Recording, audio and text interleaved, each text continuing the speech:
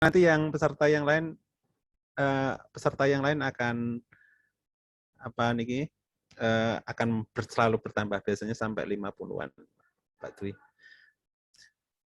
Oke, selamat pagi. Assalamualaikum warahmatullahi wabarakatuh.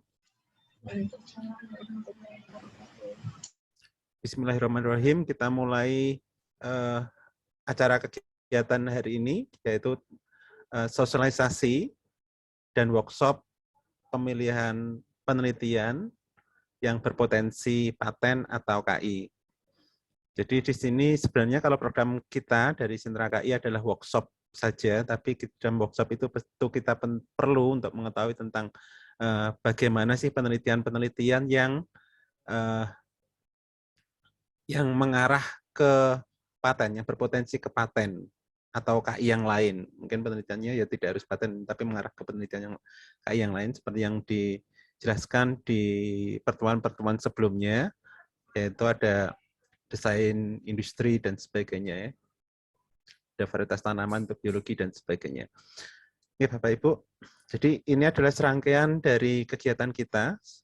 Kegiatan pertama tentang sosialisasi KI, HKI yang umum gitu ya, untuk mengenalkan macam-macam KI. Kemudian pertemuan berikut selanjutnya tentang bagaimana manajemen KI.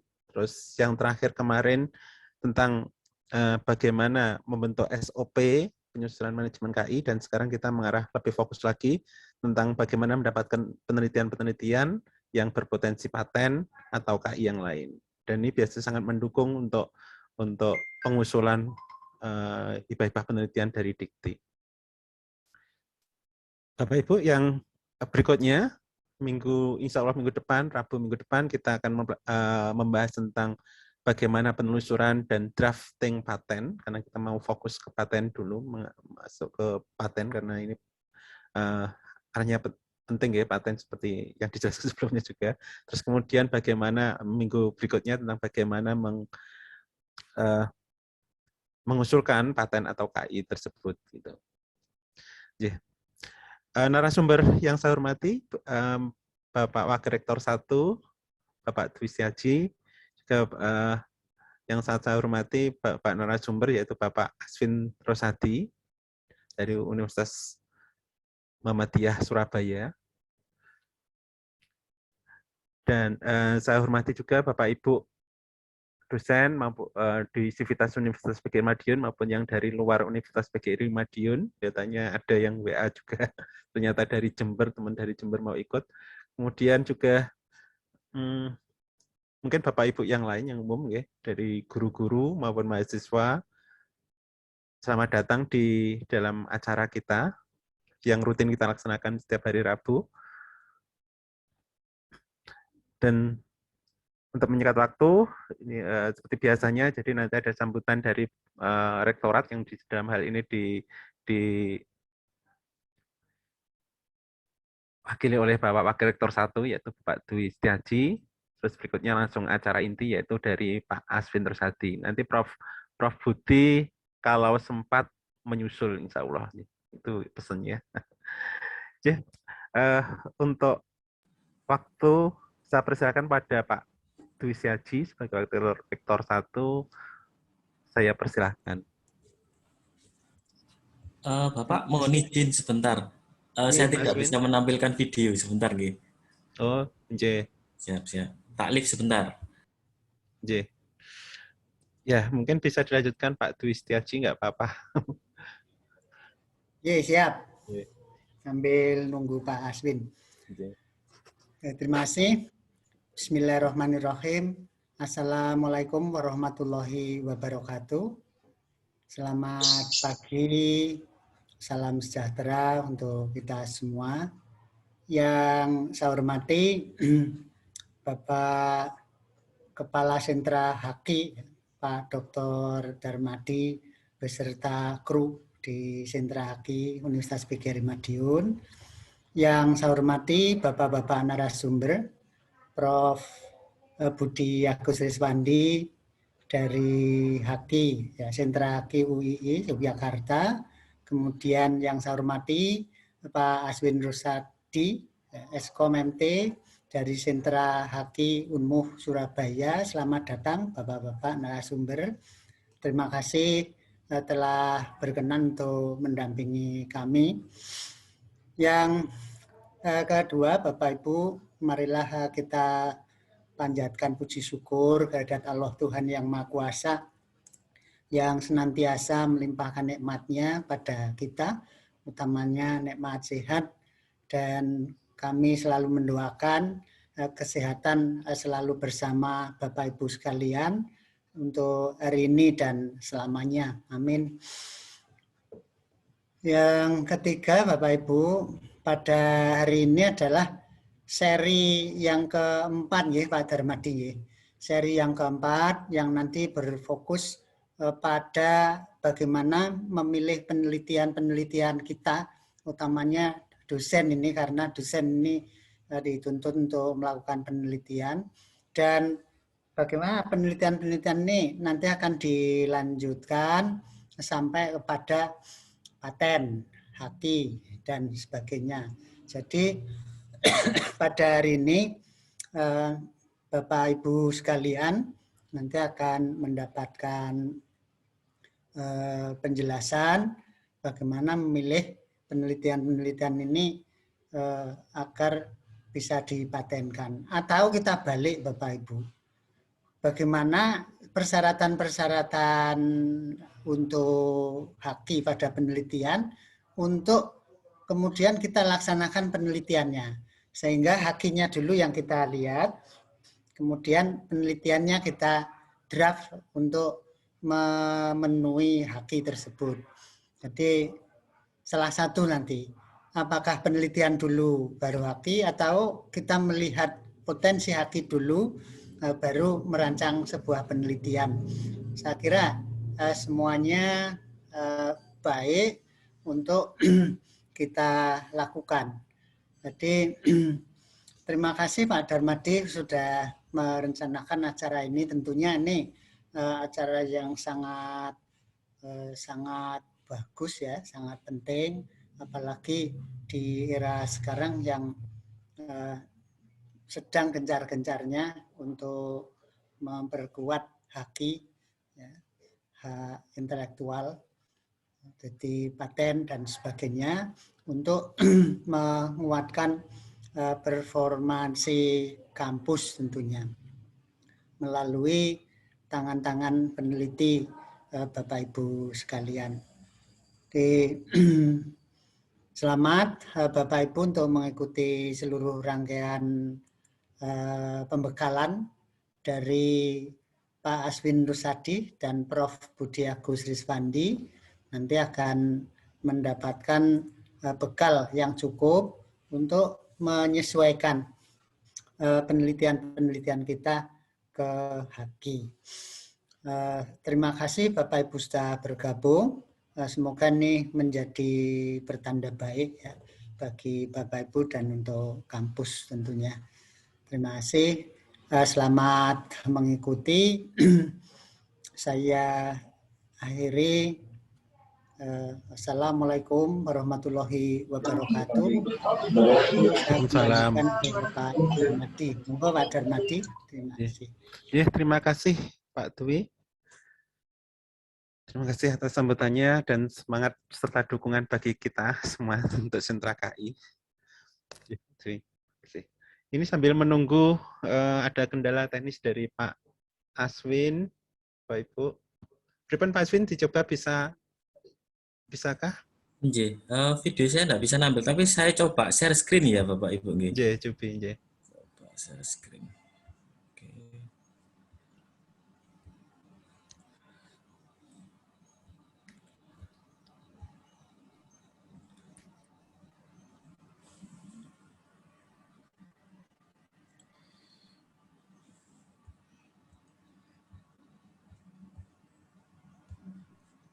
Oke, bisa keluar Pak?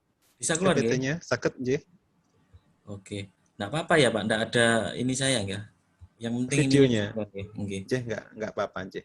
Oke. Terima kasih. Saya mulai nggih, Bapak. Oke, nggih. Pak Aswin monggo, waktu kita persilahkan.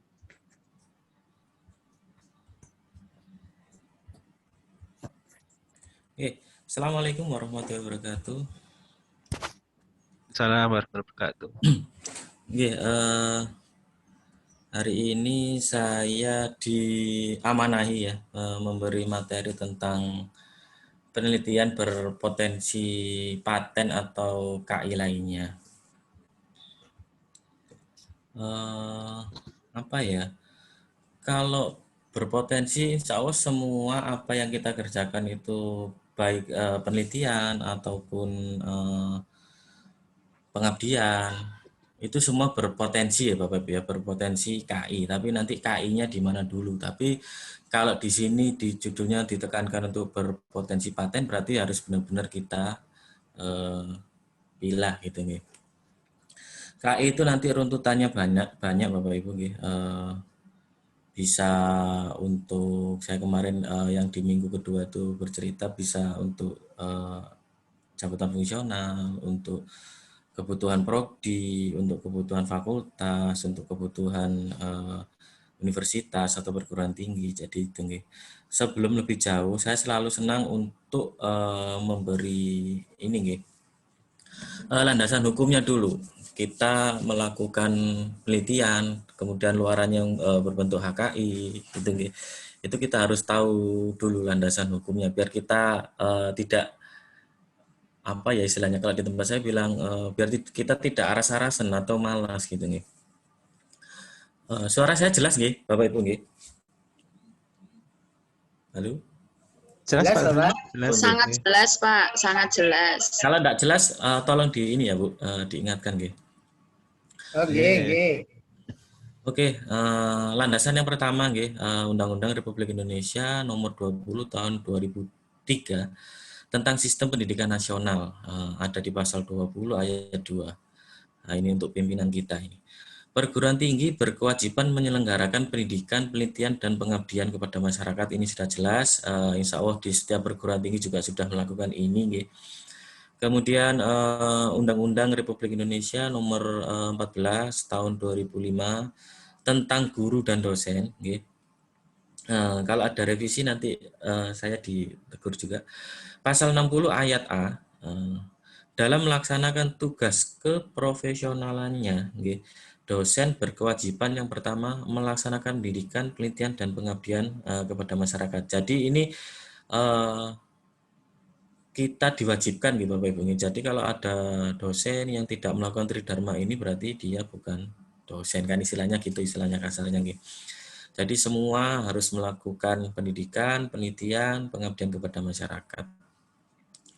Kemudian Undang-Undang Republik Indonesia Nomor 12 Tahun 2012 tentang Pendidikan Tinggi Pasal 1 ayat 9 yang berbunyi Tridharma Perguruan Tinggi yang selanjutnya disebut Tridharma adalah kewajiban perguruan tinggi untuk menyelenggarakan pendidikan, penelitian, dan pengabdian kepada masyarakat. Nah ini undang-undangnya sudah jelas semua, jadi kita tidak bisa menawar lagi kalau jadi dosen itu ya harus melakukan tridharma.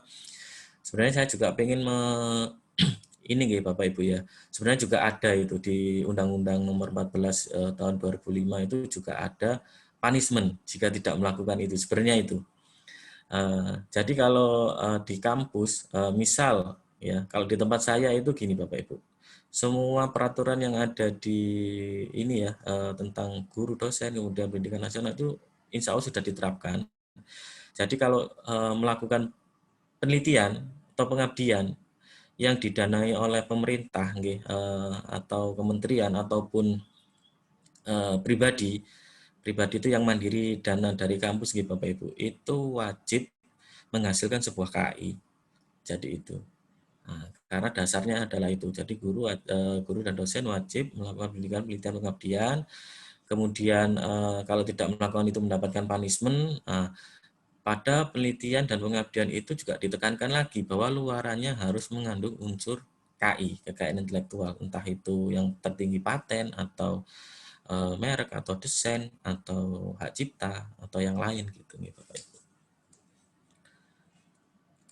Kemudian yang berikutnya lanjutannya Undang-Undang Republik Indonesia Nomor 18 Tahun 2002 tentang Sistem Nasional Penelitian dan Pengembangan dan Penerapan Ilmu Pengetahuan dan Teknologi, Pasal 13, pengelolaan kekayaan intelektual wajib mengusahakan pembentukan sentra KAI ini sudah. Ayat 4, setiap kekayaan intelektual serta hasil kegiatan penelitian dan pengembangan ya, rekayasa dan inovasi dibiayai pemerintah atau pemerintah daerah wajib dikelola dimanfaatkan oleh perguruan tinggi dengan baik. Jadi itu. Nah, jadi kita melakukan tridharma itu bukan apa istilahnya tuntutan dari perguruan tinggi, tapi dari Undang-Undang Republik Indonesia sudah menuntut kita untuk melakukan tridharma tersebut, nih. Kemudian pada tridharma perguruan tinggi ya, ada pendidikan, pengabdian masyarakat. Ketiganya selalu dilaksanakan oleh perguruan tinggi ya, baik kerjasama antar lembaga pemerintah atau non pemerintah. Nah, sekarang kita ulas. Ini contoh yang sederhana saja, gitu, Bapak Ibu.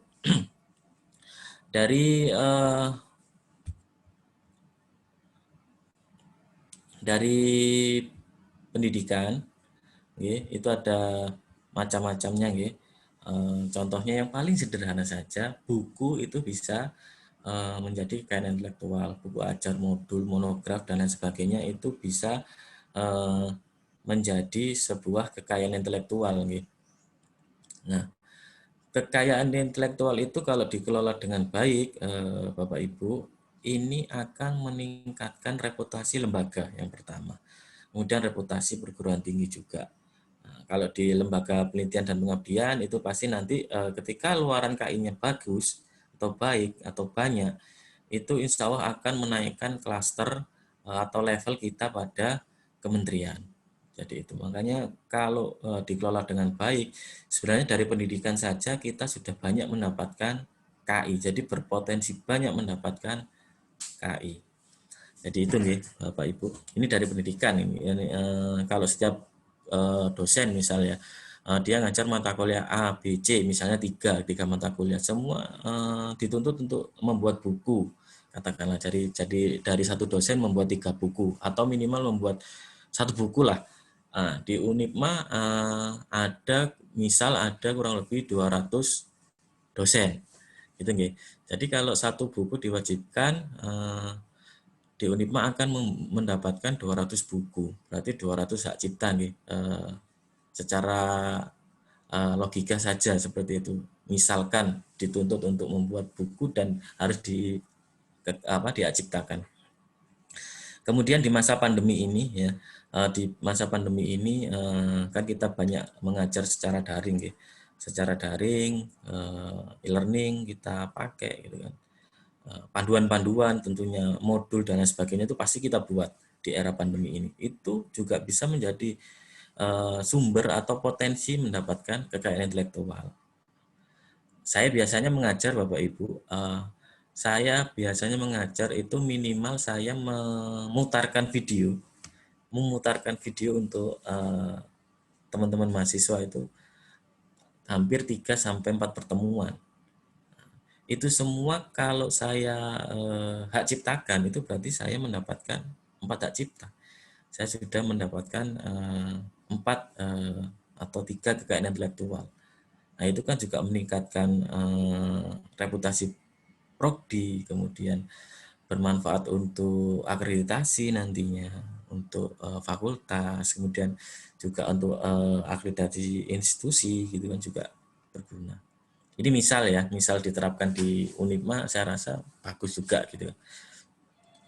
Kemudian penelitian Bapak Ibu, ini skemanya saya ambil yang paling sederhana dari panduan itu. Kalau dulu ada penelitian unggulan perguruan tinggi, penelitian kerjasama antar perguruan tinggi, penelitian disertasi doktor, insya Allah sekarang juga ada dasar terapan pengembangan dosen pemula. Nah ini, saya rasa klasternya LPPM Unipma apa nggih Bapak? Sudah masuk di unggul nggih? Utama Pak. Utama ya? Utama. Berarti ini berarti kan sudah semua nggih untuk unggulan untuk kerjasama juga bisa nggih. Nah, itu kan sangat berpotensi untuk mendapatkan KI yang banyak berarti di situ Bapak Ibu. Untuk unggulan perguruan tinggi saja ada hak cipta, bisa desain, bisa paten, atau ketiga-tiganya juga bisa. Kerjasama antar perguruan tinggi juga bisa hak cipta, desain dasar, paten. Disertasi doktor pasti biasanya bisa menghasilkan paten. Minimal hak cipta, artikel-artikelnya bisa dihak ciptakan. Dasar juga bisa hak cipta, desain dasar, paten. Hak cipta, desain dasar, paten. Hak cipta, desain dasar, paten untuk pengembangan dosen pemula, hak cipta minimal. Ini yang akan kita dapatkan pada skema yang ada di kementerian, di Ristek Dikti gitu kan. Belum yang penelitian mandiri dari perguruan tinggi, yang dana mandiri atau dana dari perguruan tinggi. Nah, itu kan bisa kalau di tempat kami di UM Surabaya itu benar-benar di-push Bapak Ibu, luarannya harus menghasilkan sebuah KI. Jadi sebelum kita mengajukan proposal kemarin terakhir di bulan Mei kalau nggak salah, semua harus membuat surat pernyataan kalau luarannya itu nanti luarannya adalah ada HKI-nya.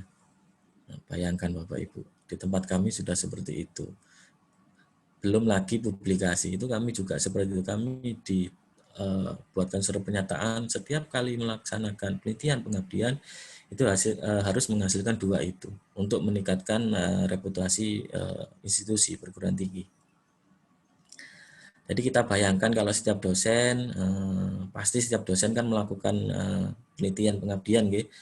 Karena Tridharma tadi, bayangkan saja kalau tiap semester atau tiap tahun itu minimal 1, kalau ada asumsinya kalau ada 200 dosen, sama juga menghasilkan, misalnya bisa menghasilkan paten semua, bisa 200 paten yang dipunyai oleh Unipma gitu kan. Kalau itu benar-benar dilakukan. Jadi waktu saya menjabat menjadi kepala sentra KI, saya memberi masukan kepada pimpinan seperti itu. Bapak, karena peraturannya seperti ini, kenapa kita tidak melakukan yang seperti ini? Karena kalau dosen tidak melakukan tridharma itu juga ada punishment, ya kan? Kemudian kalau sudah melakukan penelitian tridharma tapi tidak kita kelola dengan baik, entah itu KI-nya, entah itu publikasinya, itu ya percuma gitu kan, buang-buang uang dan buang-buang tenaga untuk melakukan penelitian tersebut gitu kan. Jadi itu. Untuk pengabdian, pengabdian juga sama Bapak Ibu. Pengabdian itu sebenarnya banyak. Ini kalau kita ulas, sebenarnya saya kepingin ngulas tadi buku panduan ini ya, penelitian pengabdian yang dari Ristek Dikti itu banyak sekali sebenarnya program KI-nya yang bisa kita dapat gitu kan. Dari kemitraan itu bisa desain industri merek gitu kan. Kemudian dari KKN PPM itu bisa hak cipta, desain industri merek dan paten dan seterusnya gitu. Mungkin ada pertanyaan seperti ini, Pak Aswin enak kalau ngomong misalnya kuliah kerja nyata gitu kan, KKN, PPM itu bisa menghasilkan banyak KI. Memang iya Bapak Ibu, kalau benar-benar kita kelola dengan baik, insya Allah semua itu akan menghasilkan KI. Contoh yang sederhana saja ya, saya ambil contoh ini dari KKN PPM ya, ini pengabdian kepada masyarakat. Yang paling sederhana, hak cipta. Setiap kali kita melakukan KKN, mahasiswa kita kan pasti kita push untuk membuat program kerja. Yang itu entah sosialisasi kepada masyarakat, entah apa gitu kan. Ya itu semua kegiatan tersebut kita buatkan panduan.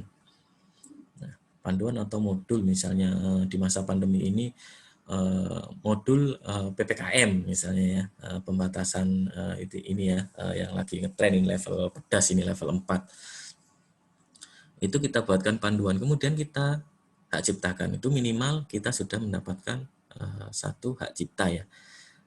Dari 1 mahasiswa misalnya dari program kerja, atau kalau mahasiswanya banyak yang melakukan kegiatan KKN PPM ya kan. Kemudian semuanya kita push untuk membuat modul, katakanlah ada 10 orang, buat 10 orang kita sudah punya hak cipta minimal 10. Atau kalau ada yang meleset lah, katakan 50% modul yang bagus, kita punya 5. Gitu, Bapak Ibu. Kemudian desain industrinya dari mana Pak Aswin? Gitu kan. desain industri pasti di setiap kegiatan KKN, ya ini KKN saya rasa semua melakukan KKN di perguruan tinggi manapun, walaupun bukan dana dari kementerian, dana mandiri pun dari perguruan tinggi pasti melakukan KKN. Desain industrinya dari mana?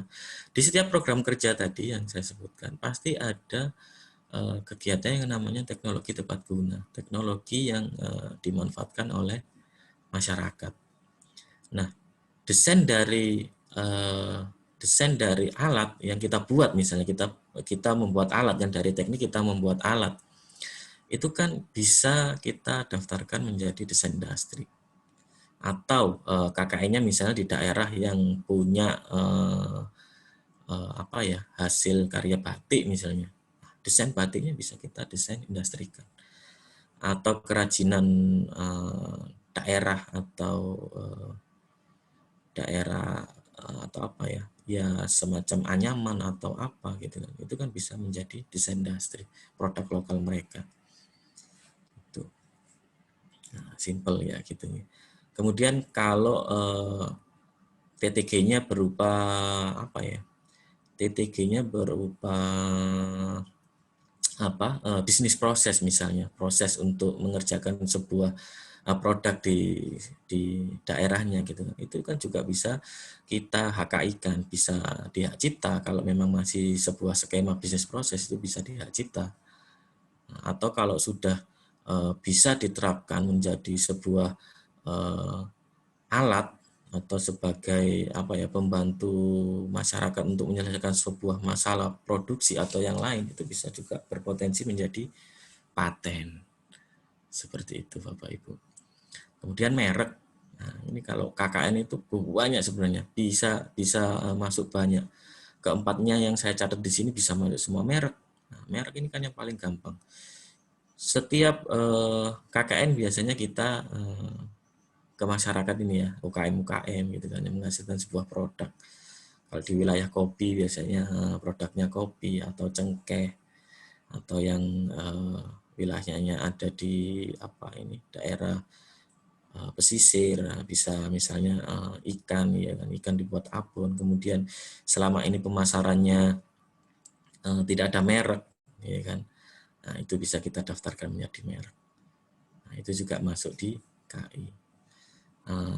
Karena saya juga pelaku industri ya Bapak Ibu ya. Sekarang ini kalau kita usaha apalagi di bidang makanan Bapak Ibu, kalau tidak ada merek,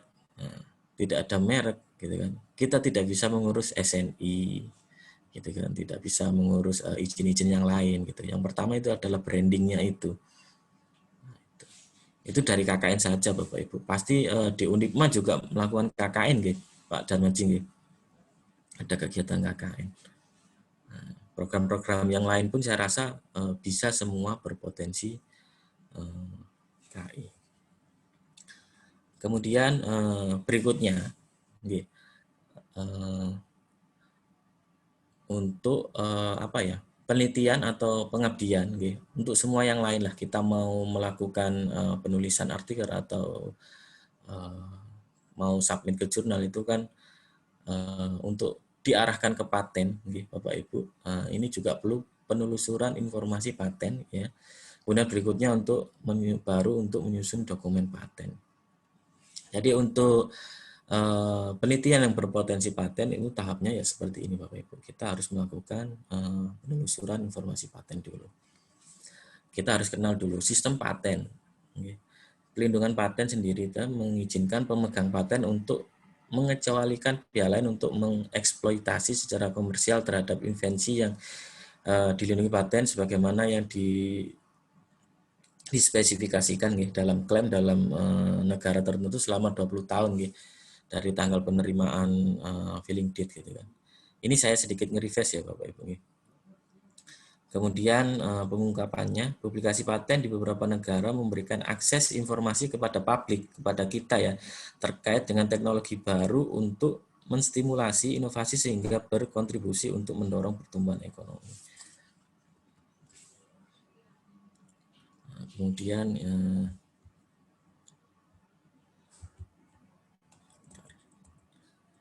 prosedur paten ya ini ya secara umum, filing.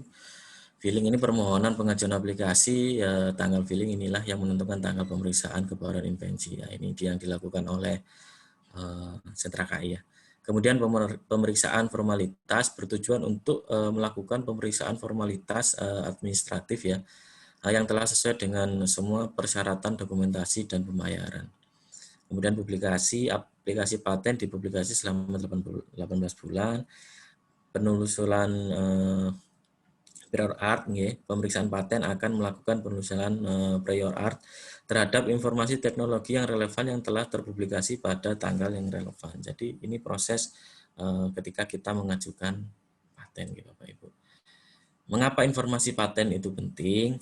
Informasi paten penting bagi para peneliti dan inventor karena dapat membantu untuk menghindari duplikasi penelitian dan pengembangan.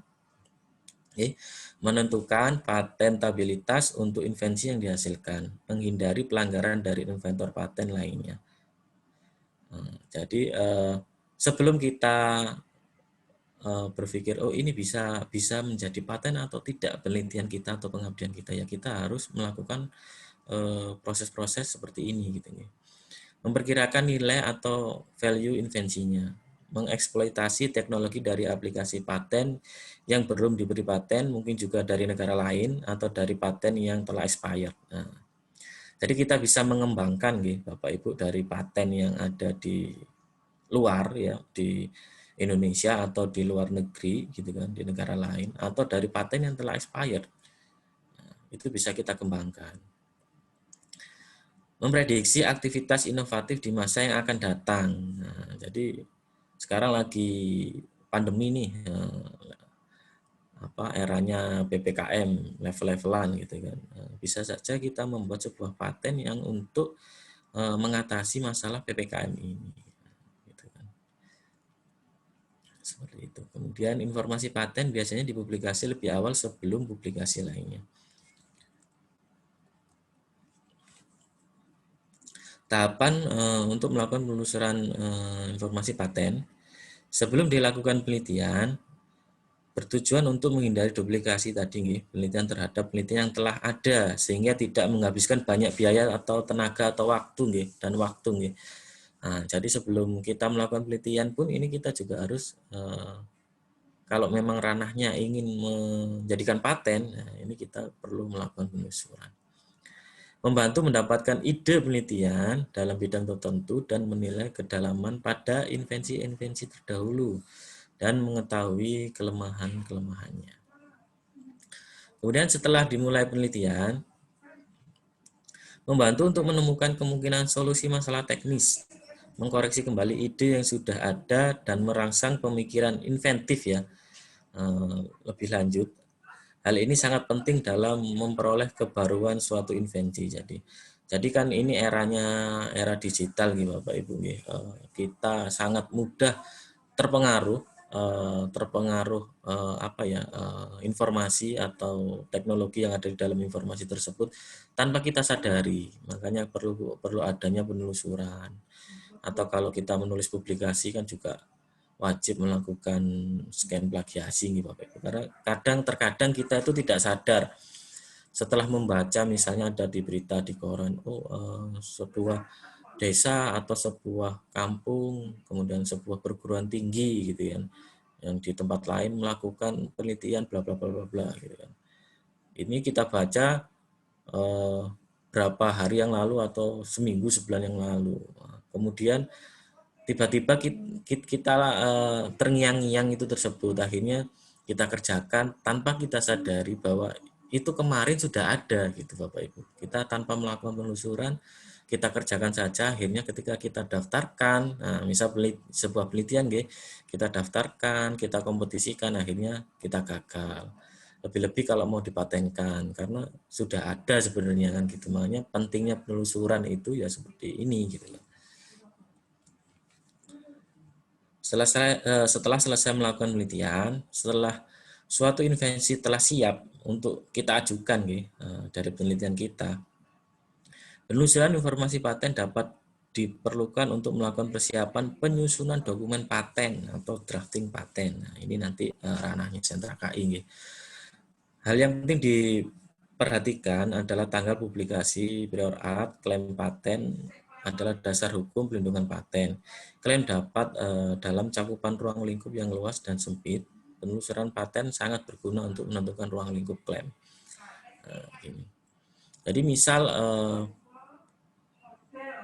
paten kita sama, misal patennya tentang ini ya, misalnya dari teknik ya, mesin pencacah jerami, gitu ya. Nah, ini sama, dulu juga pernah ada gitu kan, mesin pencacah jerami. Nah, itu enggak apa-apa, tapi yang membedakan dengan yang lain adalah inovasi terbarunya, klaimnya gitu kan. Invensi yang kita klaim, temuan kita gitu kan. Nah, itu yang membedakan. Kalau dulu misalnya pakai motor sekian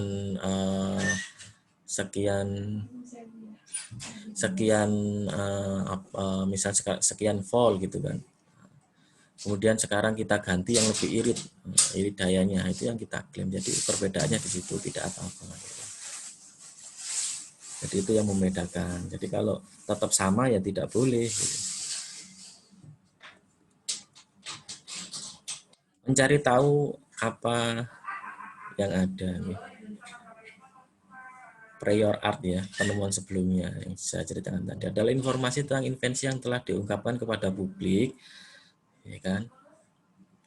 Pencarian prior art akan membantu memberi gambaran tentang teknologi yang ada, ya, yang sudah ada. Jadi kita bisa melanjutkan gitu kan, menginovasi teknologi yang sudah ada itu boleh. Ini akan memungkinkan seorang inventor membuat keputusan tepat tentang apakah invensi unik dan dapat memperoleh perlindungan paten. Jika produk yang mirip dengan invensi inventor telah dipatenkan yang terdahulu gitu nih Bapak Ibu, atau dijelaskan dalam publikasi tercetak dimanapun di dunia, hal ini dapat mengurangi kemungkinan inventor untuk mendapat perlindungan paten. Jadi kalau invensi kita ya mirip ya dengan invensi inventor yang terdahulu, nah itu dapat mempengaruhi perlindungan paten kita, bisa saja ditolak gitu kan, atau direvisi seperti itu.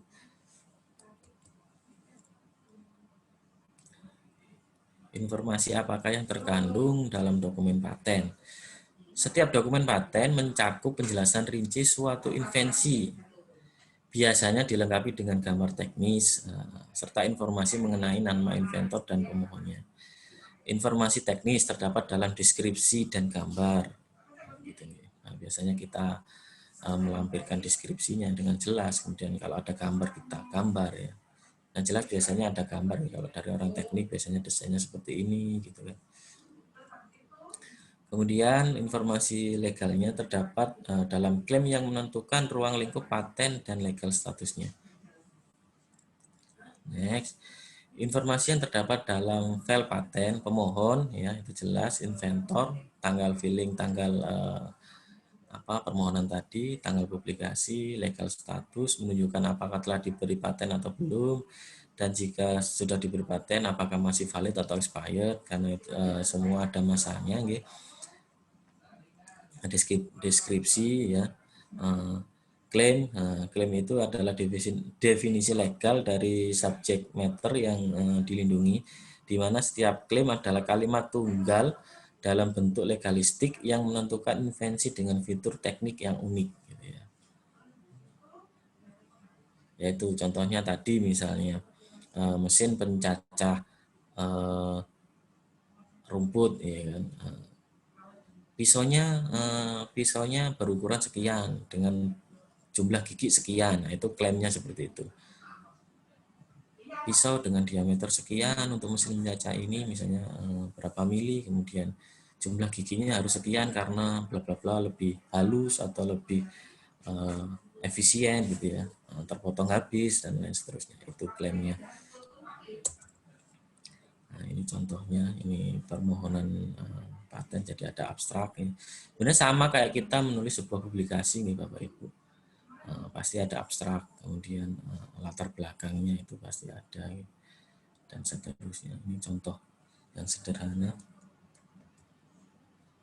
Kemudian di manakah informasi paten bisa kita temukan gitu? Di database nasional dan internasional gitu, yang free ya. Kalau di Indonesia ini ada PDKI ya, itu bisa kita cari, kemudian atau di Google Paten. Nah, ini sudah minggu yang lalu juga sudah dijelaskan oleh Prof. Budi juga di WIPO, gitu kan.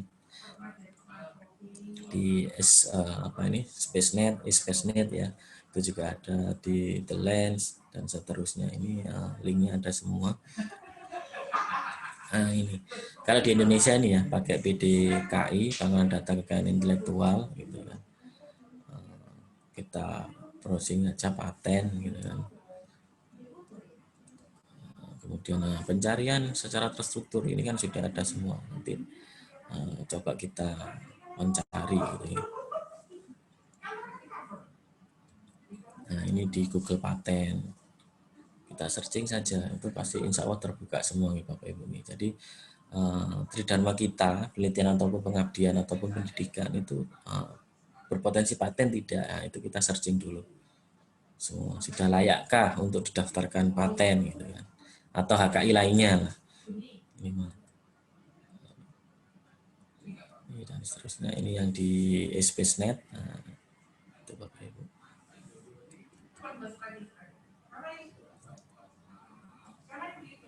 Nah, ini di The Lens tadi ya.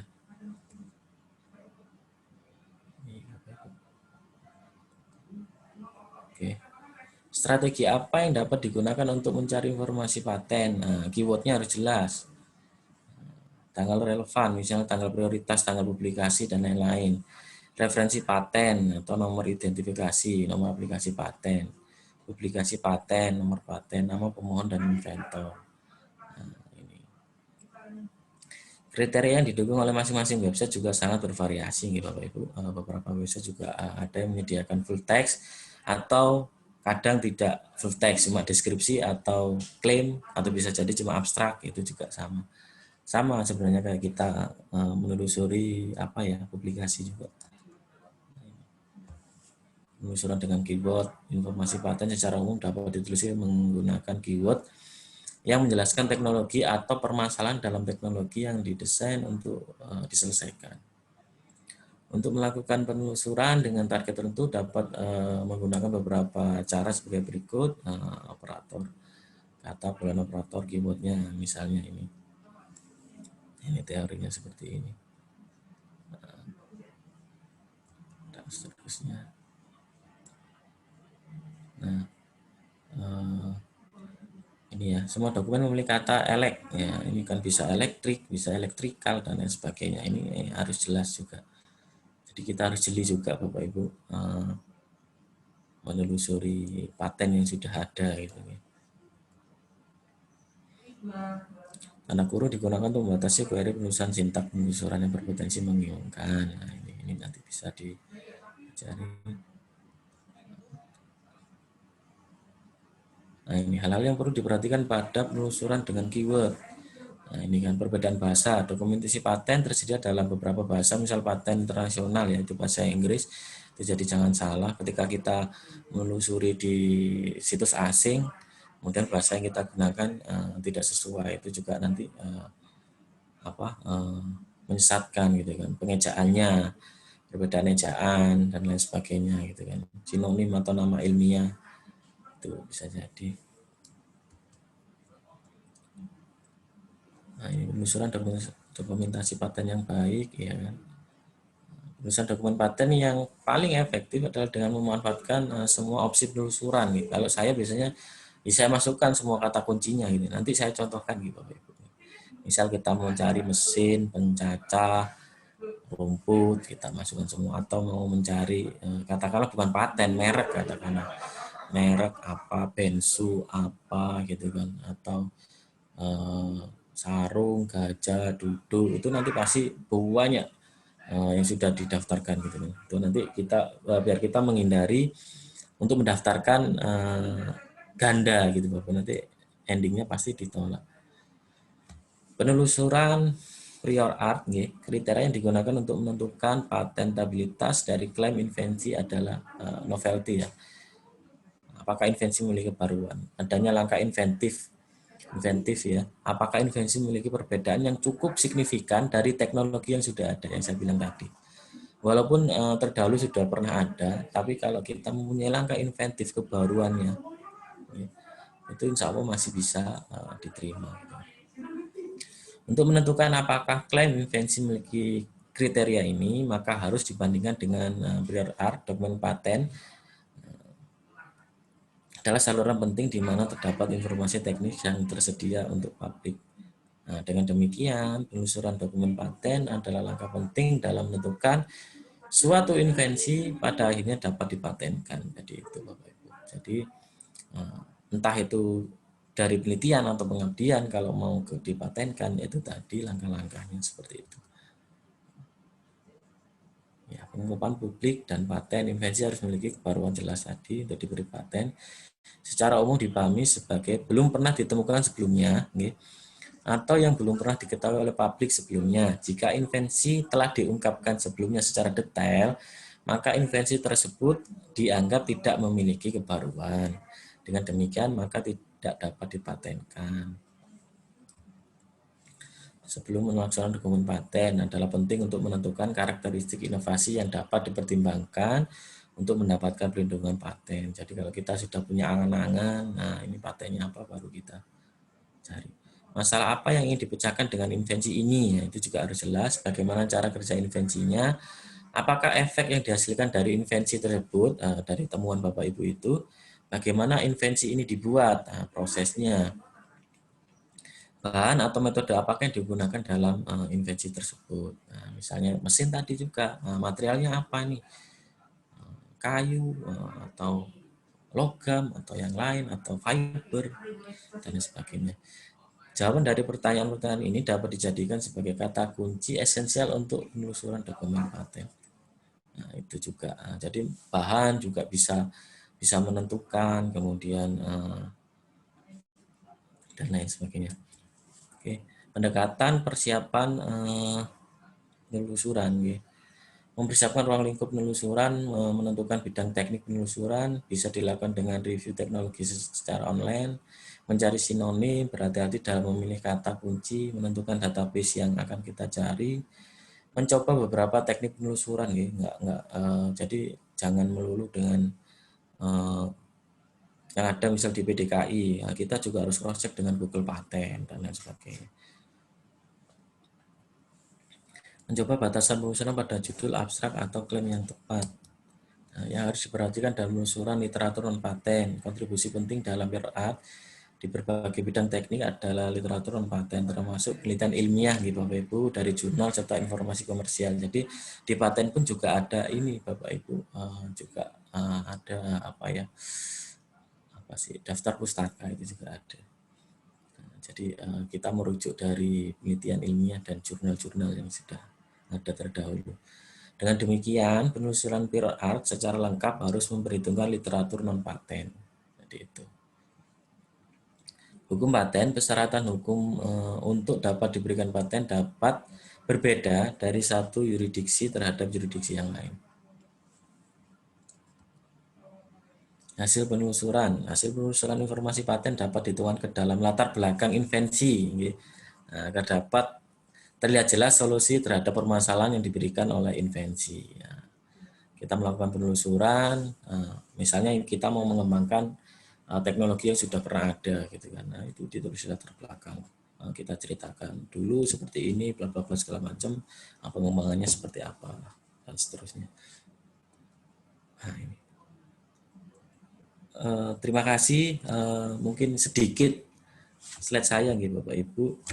Sekarang kita coba yang paling sederhana gitu. Yang paling sederhana itu kita pakai PDKI ya.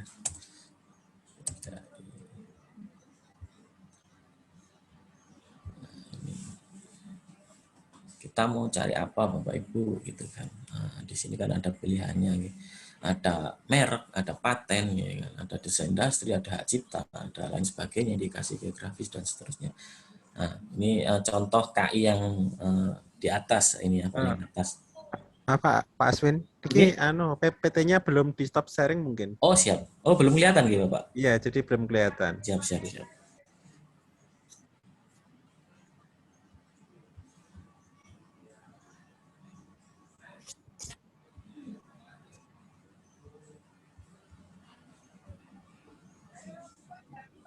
Ini kelihatan, Bapak?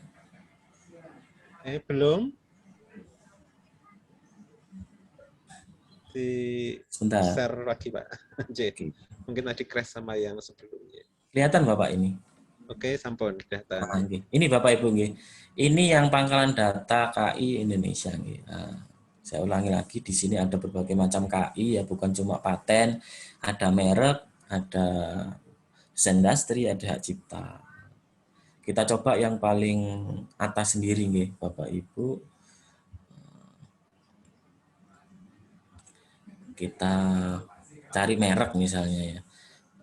Apa ya yang paling ngetren, misalnya Kopi Luwak. Nah, misalnya ini untuk yang merek, misalnya kita cari coba. Nah, merek sudah banyak berarti Bapak Ibu, ya. Nah, Kopi Luwak banyak banget. Nah, Kopi Luwak dengan berbagai macam logo dan segala macam. Nah, ini kenapa ini ditolak? Ya, misalnya Bapak Ibu ingin dari hasil pengabdian ingin membuat merek untuk UKM-UKM yang ada di daerah Madiun misalnya. Oh, kebetulan kopi gitu kan. Nah, berarti tidak boleh membuat logo lagi seperti ini, atau bisa jadi Kopi Luwak gitu kan. Nah, itu. Nah, ini juga ada kodenya Bapak Ibu. Kalau kodenya 30, nah itu apa gitu kan. Kode 30 itu apa? Nah, ini kenapa ditolak? Ini kemungkinan, kelihatan nggih Bapak Ibu, nggih. Kopi Luwak yang di atas sendiri ini kode kelasnya sama, kemungkinan ditolak karena mungkin logonya sama, pengejaannya sama, suatu penamaannya sama. Kemudian dengan yang didaftar apa gitu kan. Nah, ini daftar ini dengan yang atas kok bisa sama-sama Kopi Luwak. Oh, mungkin ini adalah turunan dari yang atas, karena kalau saya lihat ini adalah Kopi Luwak yang ini mendaftarkan hanya tulisannya saja. Kalau yang di atas adalah seluruh kemasan. Nah, itu bisa jadi seperti itu. Atau ayam geprek gitu kan, misalnya lagi ngetren ya ayam geprek, mumpung lagi PPKM ini level-levelan ya. Nah, itu ayam geprek. Nah, banyak Bapak Ibu nggih. Nah, ini kenapa ditolak? Ini kita buka saja, misal kita buka. Kenapa ditolak? Ini di sini harusnya ada alasannya. Nah, ditolak berdasarkan tanggapan. Nah, kalau karena mungkin saya hafal ya, karena kalau dari logonya ini jelas tidak boleh karena logonya mirip dengan kalau Bapak Ibu pernah makan geprek bensu, ini kan logonya mirip gitu kan. Ini kemungkinan ditolaknya karena itu. Biasanya ada di ini Bapak Ibu di deskripsinya kenapa ditolak. Nah, seperti itu. Atau misal kita cari yang lain. Di geprek, ayam geprek, geprek dan lain sebagainya. Ini ayam geprek Nomi, nah, itu kan. Nah, ini kenapa ditolak? Nah, ini bisa kita cek Bapak Ibu dengan klik mawon salah satu. Nah, ini untuk merek. Nah, kemudian sebelum ke paten kita coba desain industri. Nah, desain industri misal kita di daerah Madiun itu apa ya, seni apa ya, meja belajar misalnya. Desain banyak macam-macam desain meja belajar, nggak apa-apa judulnya sama meja belajar tapi kan desainnya berbeda-beda gitu Bapak Ibu. Nah, itu desainnya berbeda-beda itu bisa diberi. Nah, ini kenapa ditolak? Kalau saya lihat ini sama dengan ini, ini sama dengan ini juga sama dengan ini, hampir sama. Mungkin pas barengan pengusahanya awalnya bertiga misal awalnya bertiga, kemudian ternyata ada selisih paham tentang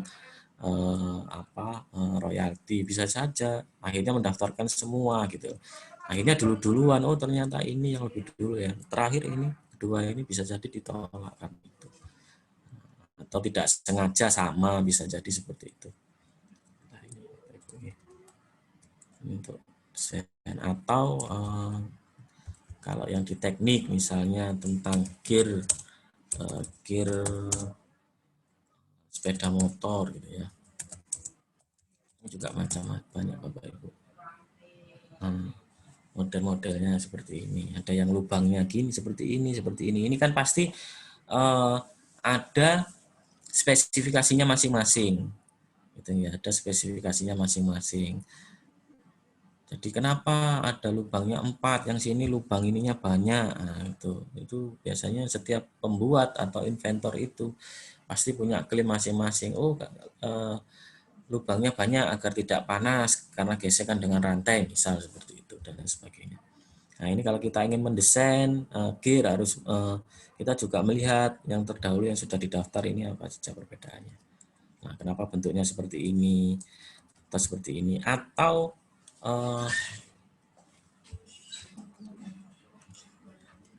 ini chain ring ya, chain ring itu gear sepeda, chain ring sepeda.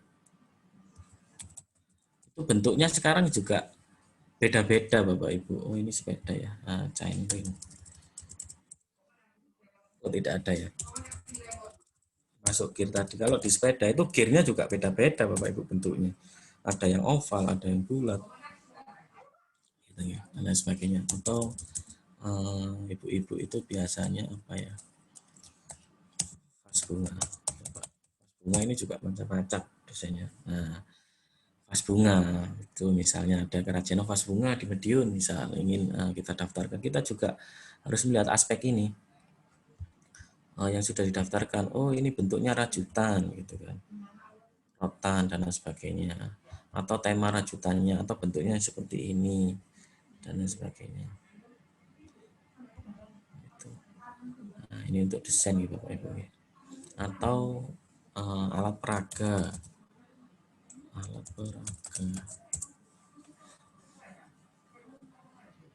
Box alat peraga permangkat dan sebagainya.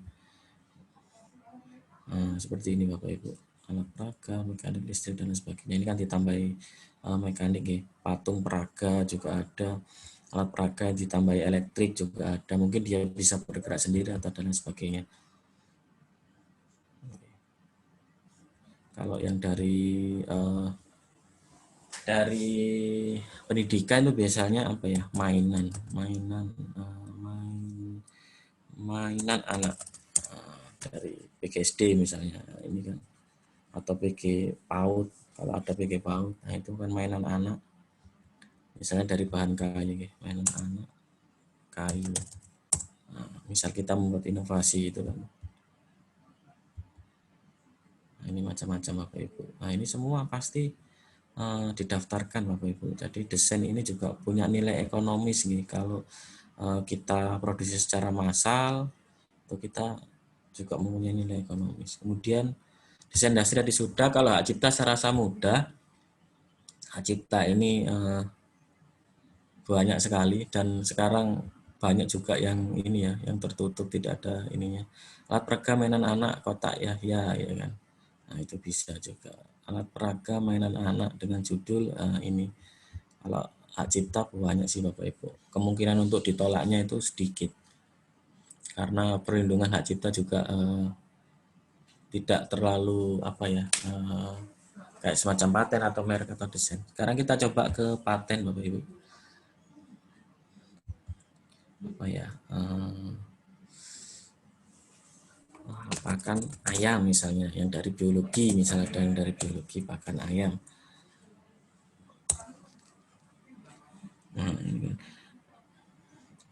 Nah, penggunaan probiotik dalam pakan ayam ternak atau dan lain sebagainya, ini kebetulan ditarik ya. Proses pembuatan pakan simbiotik untuk ayam dan lain sebagainya. Nah, ini kita buka saja Bapak Ibu. Nah, misal, oh ini sudah pernah didaftarkan, walaupun belum diterima, belum granted. Ini kalau kita mendaftarkan juga pasti akan ditolak karena kita keduluan sudah yang daftar ini, Bapak Ibu. Ini kan sudah jelas di sini. Universitas Syahrul Alam, Sentra KI, Darussalam. Ini biasanya ada semua, Bapak Ibu. Nah, ini biasanya cuma abstraknya. Ini publikasinya juga bisa dibuka kayaknya. Nah, itu kan ada publikasi A dan lain sebagainya. Nah, ini Bapak Ibu, publikasinya, abstraknya, invensi ini. Nama inventornya Dian Masita dan lain sebagainya. Nah, itu bisa kita lihat. Judul invensinya ini, abstraknya ini, invensi ini dan lain sebagainya. Nah, ini tidak boleh sama. Oke. Kemudian atau yang lain, tadi kayak saya mesin pencacah misal. Cacah. Pasti banyak. Nah, mesin pencacah plastik, kresek, mesin pencacah tumbuhan nilam. Nah, itu banyak sekali Bapak Ibu. Tinggi.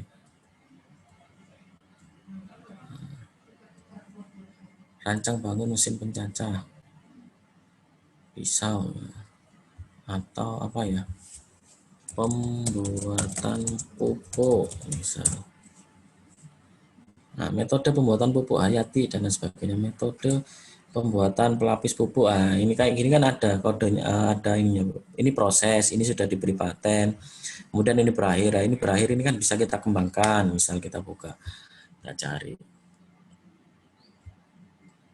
Nah, kita cari pembuatan pupuk, pelapis pupuk. Nah, kalau di sini informasinya kurang jelas, misalnya cuma abstrak, nah, kita salin aja judulnya. Kalau kita ingin melihat lebih dalam, kita salin judulnya, kita cari di Google, bisa Google paten.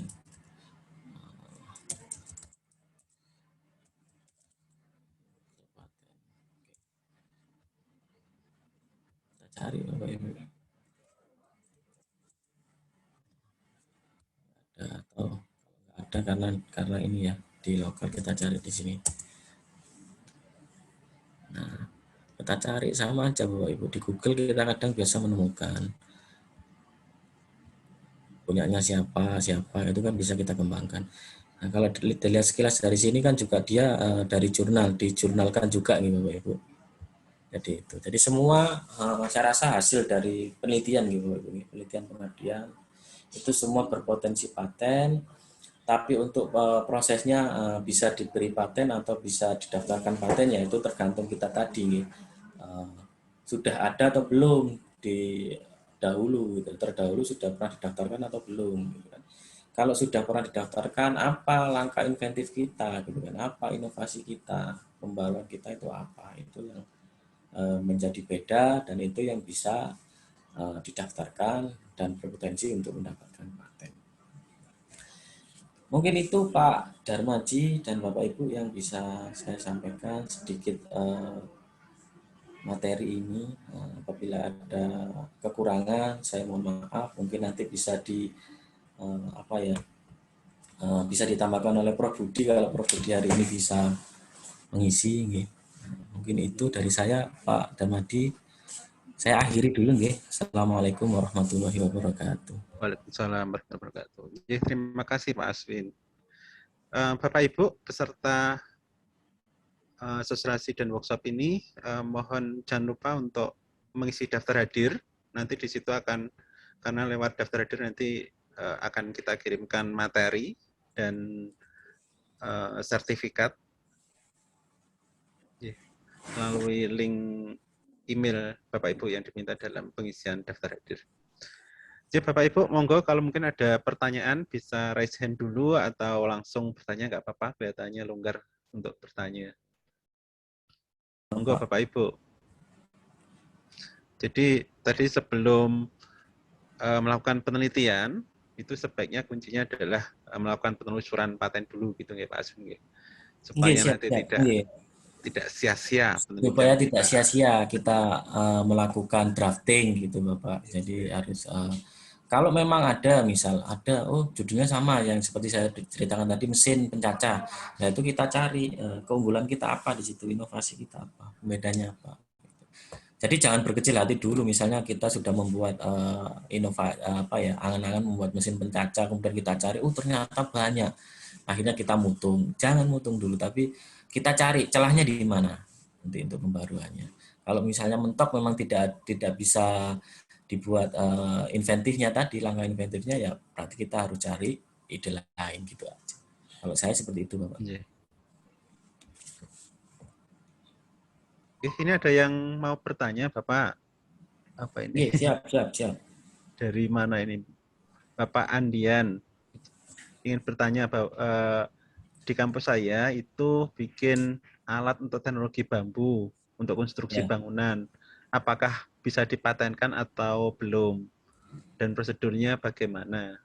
Teknologi konstruksi bambu itu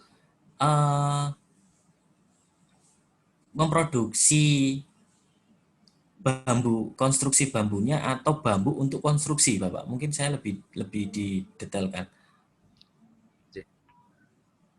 Monggo Pak Andian mungkin bisa langsung nggak apa-apa, langsung kalau mau sharing silahkan. Ya, terima kasih banyak Pak waktu dan dipersilakan untuk bicara. Ya, kebetulan kami dengan dosen, kebetulan kakak kita ada kakak teknologi bangunan gitu ya. Nah, kita membuat mesin itu adalah untuk bambu dan kategori itu sistem join-nya, terus istilahnya untuk pengawetan, terus untuk hubungan antar bambu. Kan kita kan bambu yang kita terapkan itu gabungan dengan baja dengan besi gitu ya, untuk join-nya gitu. Nah, itu yang kita terapkan. Jadi kita dari produksi bambu, cara memotongnya, terus biar presisi, kan itu kan ada pertemuan biar adu manis dan lain-lain gitu ya. Nah, kita bikin teknologi mesinnya itu gitu ya, terlepas dari untuk sistem join-nya. Nah, itu kita rencananya kan belum dipatenkan, itu kategori paten apa dan prosedurnya kayak gimana, karena emang secara prinsip itu emang kita tidak publikasikan juga ya, karena kita berencana paten dulu gitu. Nah, mungkin gimana gitu Pak. Terima kasih. Kalau itu, nggih Bapak, itu benar masuk paten. Bisa jadi nanti paten ada dua ini Bapak. Ada paten sederhana dan paten biasa. Yang paten biasa itu kan yang klaimnya lebih dari satu. Nggih. Kalau paten biasa klaimnya hanya satu. Kalau melihat dari cerita Bapak tadi, Pak Andian, nggih, itu kayaknya lebih dari satu Bapak yang Bapak akan klaim ya. Berarti yang dipatenkan adalah teknologi dari mesin tersebut, proses dari mesin tersebut untuk membuat memotong, untuk biar presisi dan sebagainya, itu yang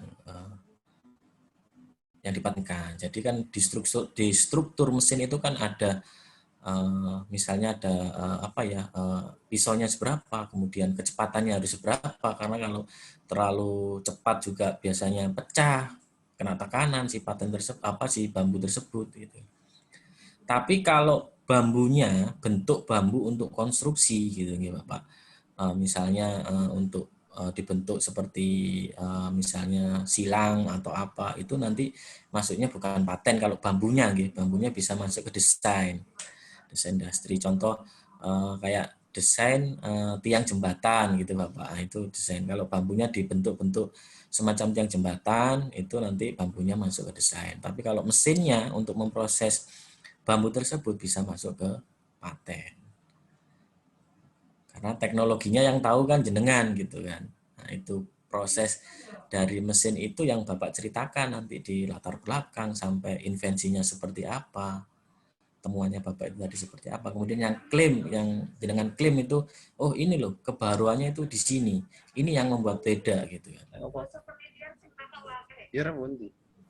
Mungkin itu Bapak sedikit yang bisa saya jawab. Ya, pripun Pak Andian, ada lagi pertanyaan mungkin? Ya, terima kasih Pak, udah jelas. Kalau untuk draft patennya itu banyak Bapak, contohnya sangat banyak. Jadi template-nya ditiru seperti itu saja, banyak contohnya. Pak Aswin, besok minggu depan insya Allah kita lebih fokus. Minggu depan kita lebih fokus ke bagaimana penelusuran dan drafting patennya untuk minggu depan Pak Aswin. Mohon bantuannya Ya. juga Nggih nanti Nggih, minggu insya Allah depan. siap. Ya, Nggih. Terus nanti tentang prosedur bagaimana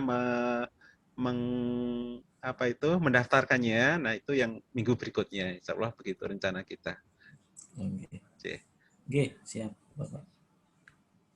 Jadi Bapak Ibu yang lain mohon bisa terus mengikuti kita dan Saya selalu rasa menarik. gini Pak Darmaji, yang penting Ya. gini, kita semua komitmen bahwa apa yang kita kerjakan itu ranahnya nanti ke publikasi atau ke HKI gitu. Dua-duanya bisa jalan bareng Pak Darmaji. Jadi Ya. bisa publikasi, bisa dari publikasi itu kita tulis dengan gaya paten, itu bisa nanti.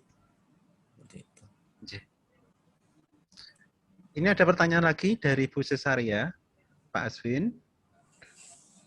Saya dulu pernah membuat penelitian pengembangan media pembelajaran. Bentuk produknya adalah video tutorial pembelajaran gerak dasar tari. Nah, kalau itu dihakikan, yang masuk prosedur haki koreografinya atau videonya secara utuh ya Pak? Pertanyaannya Bu Cesaria.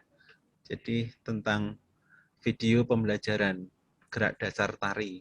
Ini yang bisa dimasukkan ke haki koreografinya atau video secara utuh. Saya jawab, kalau memang mau dibuat dua juga bisa. Videonya secara utuh bisa menjadi hak cipta.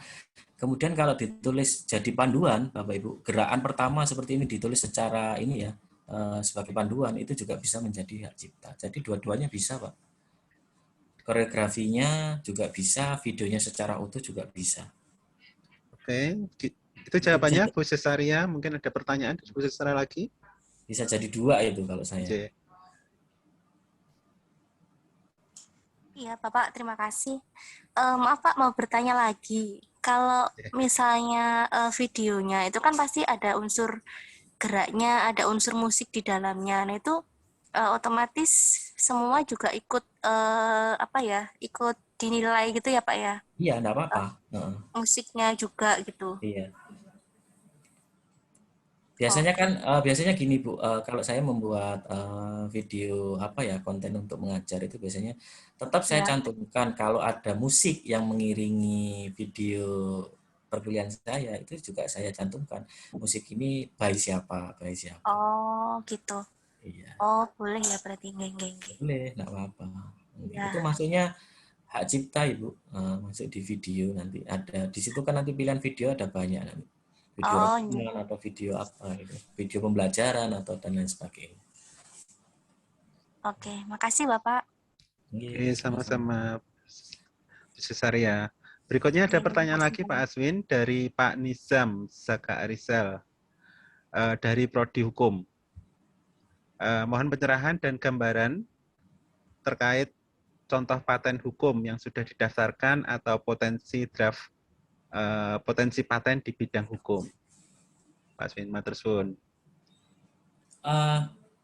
Ini saya jujur gitu. Kalau untuk paten dari hukum sendiri, saya belum pernah tahu. Gitu. Mungkin Pak Budi Prof Budi ya, harusnya Prof Budi yang bisa menjawab karena Prof Budi dari hukum. Tapi kalau orang hukum kolaborasi dengan orang teknik, saya pernah lihat. Jadi misal ada kebijakan apa yang harus diselesaikan secara sistem, gitu, secara sistem informasi, itu bisa dipatenkan. Tapi kalau hasil, biasanya kalau orang hukum itu kan menghasilkan sebuah blueprint gitu Bapak. Jadi itu saya belum pernah lihat. Tapi kalau hasil blueprint itu konversikan ke sebuah sistem informasi, itu saya pernah lihat. Jadi kalau cuma blueprint biasanya malah jatuhnya ke hak cipta, biasanya dari orang hukum di tempat saya seperti itu. Mungkin itu yang bisa saya sampaikan karena pengalaman saya sampai seperti itu. Tapi tidak tahu lagi kalau Prof Budi, nanti besok atau nanti kalau ada Prof Budi bisa ditanyakan Pak Darmaji contohnya dari hukum gitu. Ya. Karena biasanya harus kolaborasi dengan orang teknik untuk itu. Cirinya paten dibandingkan dengan HI yang lain kan ada teknologinya. Teknologinya. Jadi, ya itu yang mungkin Iya. teman-teman hukum memang perlu kolaborasi dengan yang lain. Jadi. Monggo Bapak Ibu, mungkin ada lagi pertanyaan? Atau Pak Nisa mau tanya-tanya lagi juga nggak apa-apa, monggo. Monggo.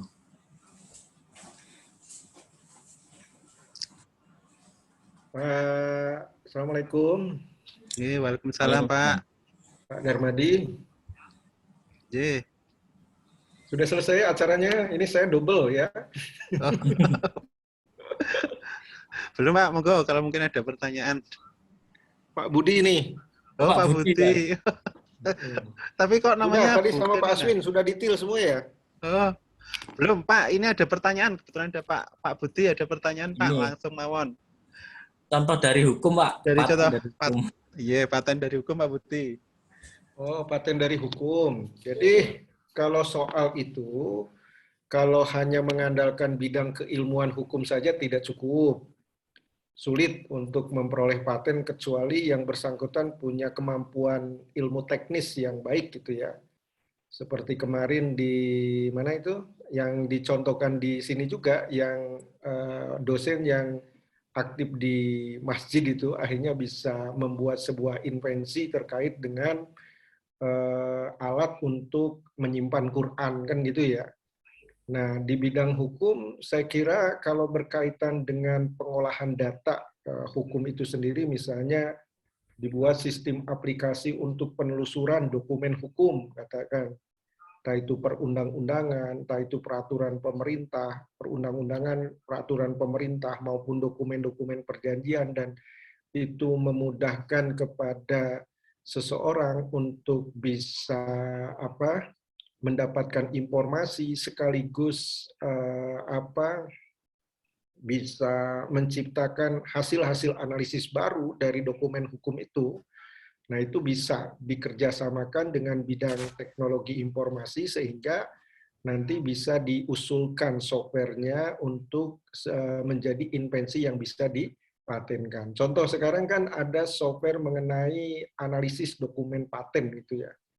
Jadi proyeksi tren teknologi ke depan seperti apa itu kan bentuknya software. Nah, itu juga memungkinkan untuk bisa dimintakan patennya. Jadi sebenarnya titik tekannya dari software itu ada metode bisnis, dan ada metode bisnis itu harus mampu memecahkan masalah. Kira-kira gitu. Kalau tidak ada fungsi pemecahan masalahnya, agak sulit untuk dimintakan paten meskipun itu wujudnya adalah berupa software. Saya kira gitu, Pak Darmadi. Ya, Prof. Yeah. Prof, mungkin ada PPT yang mau dipresentasikan, Prof? Ada, tapi nanti mohon maaf sekilas saja ya. Ya, Prof.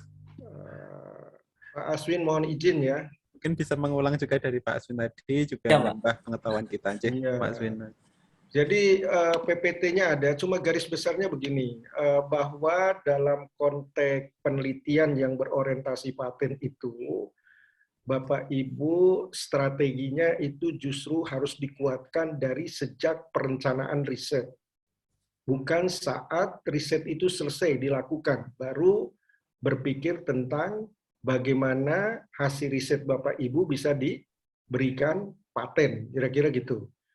Nah, oleh karena pentingnya penguatan dari perencanaan riset, maka yang harus dikuatkan dari perencanaan riset itu adalah kemampuan Bapak Ibu di dalam melakukan penelusuran dokumen paten atau informasi paten, kemudian Bapak Ibu bisa melakukan review, analisis terhadap dokumen paten itu secara baik. Analisis yang harus dilakukan terutama mencari apa yang menjadi kelebihan dari informasi paten yang Bapak Ibu dapatkan, dan kemudian juga apa yang menjadi kekurangan dari informasi paten yang Bapak Ibu review. Nah, biasanya yang berkaitan dengan kekurangan dari informasi paten yang Bapak Ibu dapatkan itu bisa dibuat atau digunakan untuk rencana penelitian Bapak Ibu sekalian. Ini kebetulan di PAIS-nya ini beda. Saya ada di laptop yang satunya. sebenarnya sebentar coba. Saya inikan dulu Pak tentang penelusuran ya, sebentar ya. Pak Aswin sudah menyampaikan penelusuran belum tadi? Sampun, Pak. Sedikit, Pak. Sedikit. Mungkin perlu ditambahi dengan Prof. Budi biar lebih keren ini. Sebentar, ini nggak bisa dibuka di sini.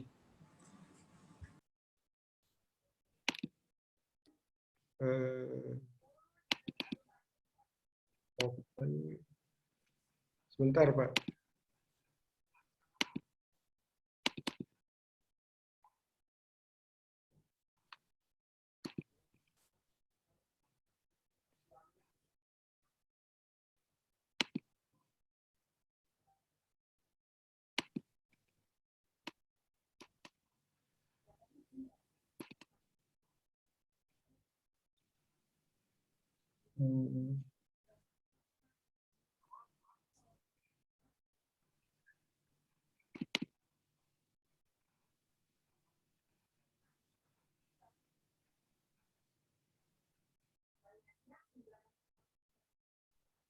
Mungkin sambil dilanjut dulu pertanyaan Pak, ini sambil saya cari filenya.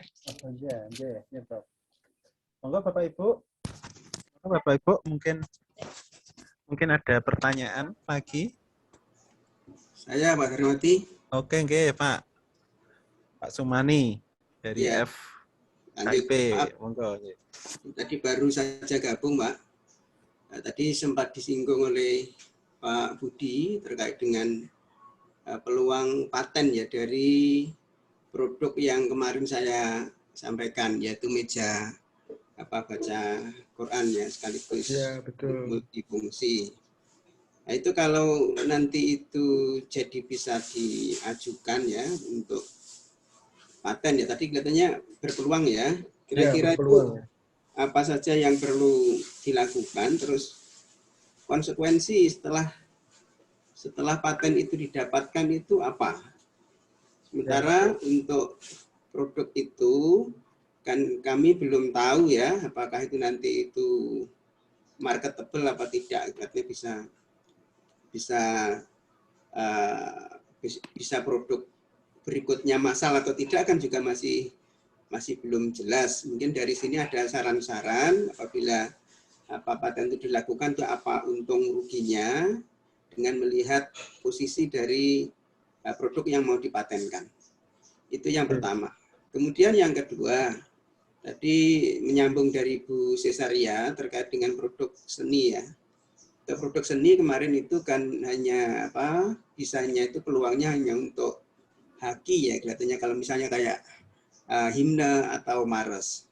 Kalau misalkan dari himne mares itu kemudian dikemas menjadi produk berbentuk ada videonya ya, ada video dengan menggunakan background suara atau mares itu atau himne itu ditampilkan dalam bentuk video gitu ya. Itu masih juga nanti hasilnya berupa haki atau bisa ke jenis yang lain. Ini tadi saya menangkapnya hanya separuh-separuh sehingga tidak paham persis. Sehingga kalau nanti memang itu istilahnya dengan diubah formulasi ya dari hanya bentuk lagu kemudian itu menjadi ada video kayak video klip ya, video klip yang sudah ada lagu, itu kira-kira itu produk itu masuk hanya untuk konsumsi haki saja atau bisa yang lain? Terima kasih, Pak. Assalamualaikum. Waalaikumsalam. Prof, ini Pak Sumani ini salah satu pencipta himne Unipma kalau nggak salah. Sudah dihakikan sama Bu Hartini, Pak, sama jenengan. Insya Allah gitu. Monggo mungkin bisa nambahi Pak Prof Budi atau Pak Aswin. Jadi mungkin saya dulu ya Pak Aswin. Jadi kalau tadi pertanyaannya apa yang harus dipersiapkan, maka ada dua yang harus dipersiapkan. Satu dokumen administratif, yaitu berkaitan dengan penyerahan invensi ke universitas, itu dibuat. Kemudian juga nanti tentu memberi kuasa ke sentra haki, ya. Meskipun setahu saya sentra haki tidak perlu kuasa, karena yang biasanya dikasih kuasa itu konsultan haki, itu jadi langsung ke Pak Darmadi nanti. Pak Darmadi sudah tahu syarat-syarat administratif apa yang harus disiapkan, yaitu pernyataan kepemilikan invensi nanti atas nama rektor, tapi dari Bapak sebagai inventor itu mengalihkan kepada rektor atas nama Universitas PGRI Madiun, gitu ya. Kenapa ini perlu dibuat begitu? Supaya kedepannya tidak menjadi beban buat inventor, karena berdasarkan aturan yang berlaku, biaya pemeliharaan itu kalau untuk universitas dibebaskan 5 tahun pertama. Kira-kira gitu, 5 tahun pertama. Tapi kalau Bapak Ibu memiliki secara pribadi tidak dibebaskan, Bapak Ibu harus bayar itu. Biaya pemeliharaan dari awal sampai selesai. Jadi itu keunggulannya. Kemudian yang kedua harus dipersiapkan aspek substantifnya, yaitu paten draftingnya. Nah, sudah harus mulai disusun paten draftingnya dari sekarang, gitu ya. Nah, dalam menyusun paten drafting itu nanti harus diperhatikan tata cara pembuatan paten drafting dengan mengacu kepada peraturan menteri yang ada. Saya agak lupa, nanti bisa dicek di DJKI, Pak Darmadi, itu ada aturannya mengenai jenis huruf. Tapi kalau mau simple, bisa download template-nya di dgip.go.id. Itu sudah ada, kalau nggak salah. Itu bisa di-download, bisa diacu ke situ. Kemudian nanti yang penting lagi ketika menulis paten drafting, Bapak Ibu harus didampingi sentra haki dan nanti harus mencari dokumen pembanding, dokumen paten pembandingnya untuk menyatakan bahwa invensinya yang diajukan itu memang betul-betul memiliki kebaruan. Kemudian konsekuensi lebih jauh setelah itu didaftarkan patennya, katakan granted, ini tanggung jawabnya lebih berat lagi dari universitas, khususnya sentra haki.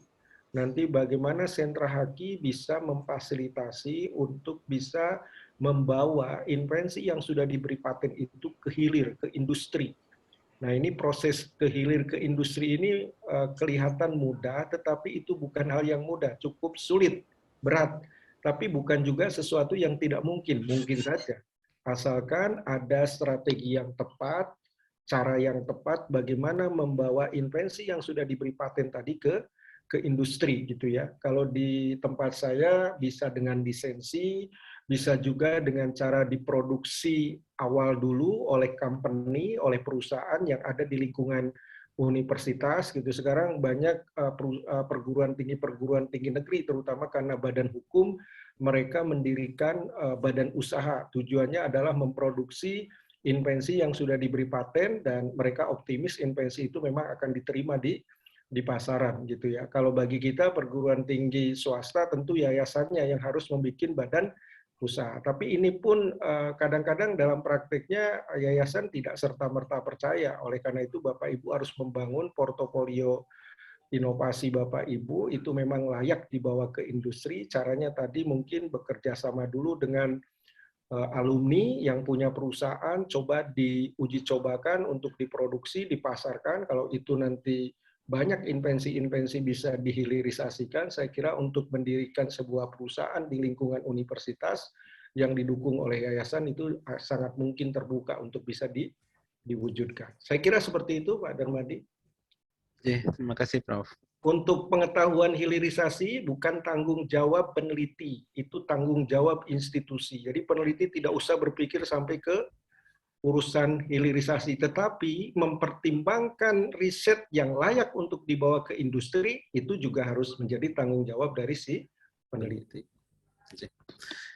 Untuk penelusuran paten dan drafting paten, insya Allah minggu depan Pak Sumani, jadi bisa mengikuti fokusnya ke drafting dan paten searching-nya. Ini slide saya nggak bisa Mas Darmadi nggak bisa di-share, tapi nggak apa-apa nanti saya share ke Pak Darmadi materinya ya. Nanti biar saya share screen dari sini, Pak. Baik, ya. Monggo mungkin Bapak Ibu yang lain bisa mungkin ada pertanyaan lagi sambil menunggu share screen dari Prof. Budi. Maaf Pak Darmadi, untuk yang kedua tentang mengubah lagu himne tadi dengan tampilan berubah menjadi video klip. Video, ya. Sesuatu yang bisa dihaki atau diapakan itu, Pak? Pak. Ya, kemarin yang himnenya sudah ya, video rekaman juga Sudah saya video juga share, ada di Pak Darmadi sudah share Oh. di WA. Oh, iya. Untuk video di sendiri Pak. Kemarin ada.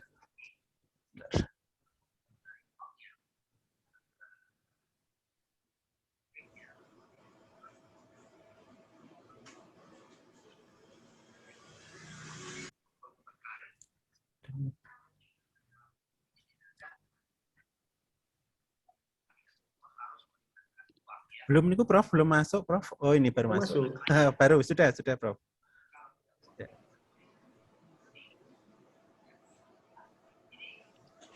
Sudah masih download.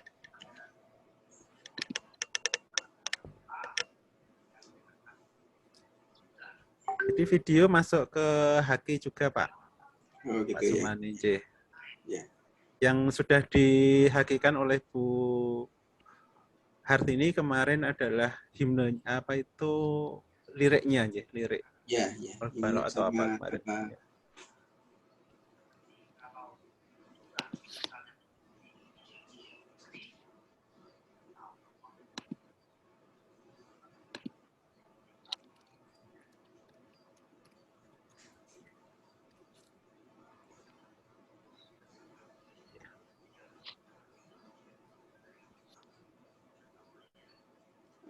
Saya tambah sambil menunggu Pak Darmadi. Oke, Pak masih buka PowerPoint ini. Oke. Berarti kalau begitu itu bisa menjadi dua haki yang terpisah ya. Yang satunya itu hanya lagu dengan liriknya. Kemudian untuk yang satunya video. kedua yaitu adalah video klip ya, video klip dari tampilan lagu beserta ada video profil, misalnya video profilnya universitas atau video profilnya fakultas yang di sana ada lagunya kan begitu. Itu berarti sudah muncul haki lagi kalau gitu ya.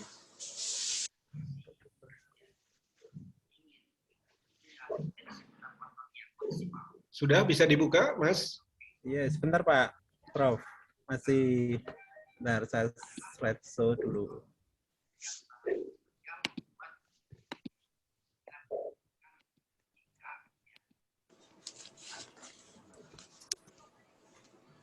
Oke, sebentar saya sharing.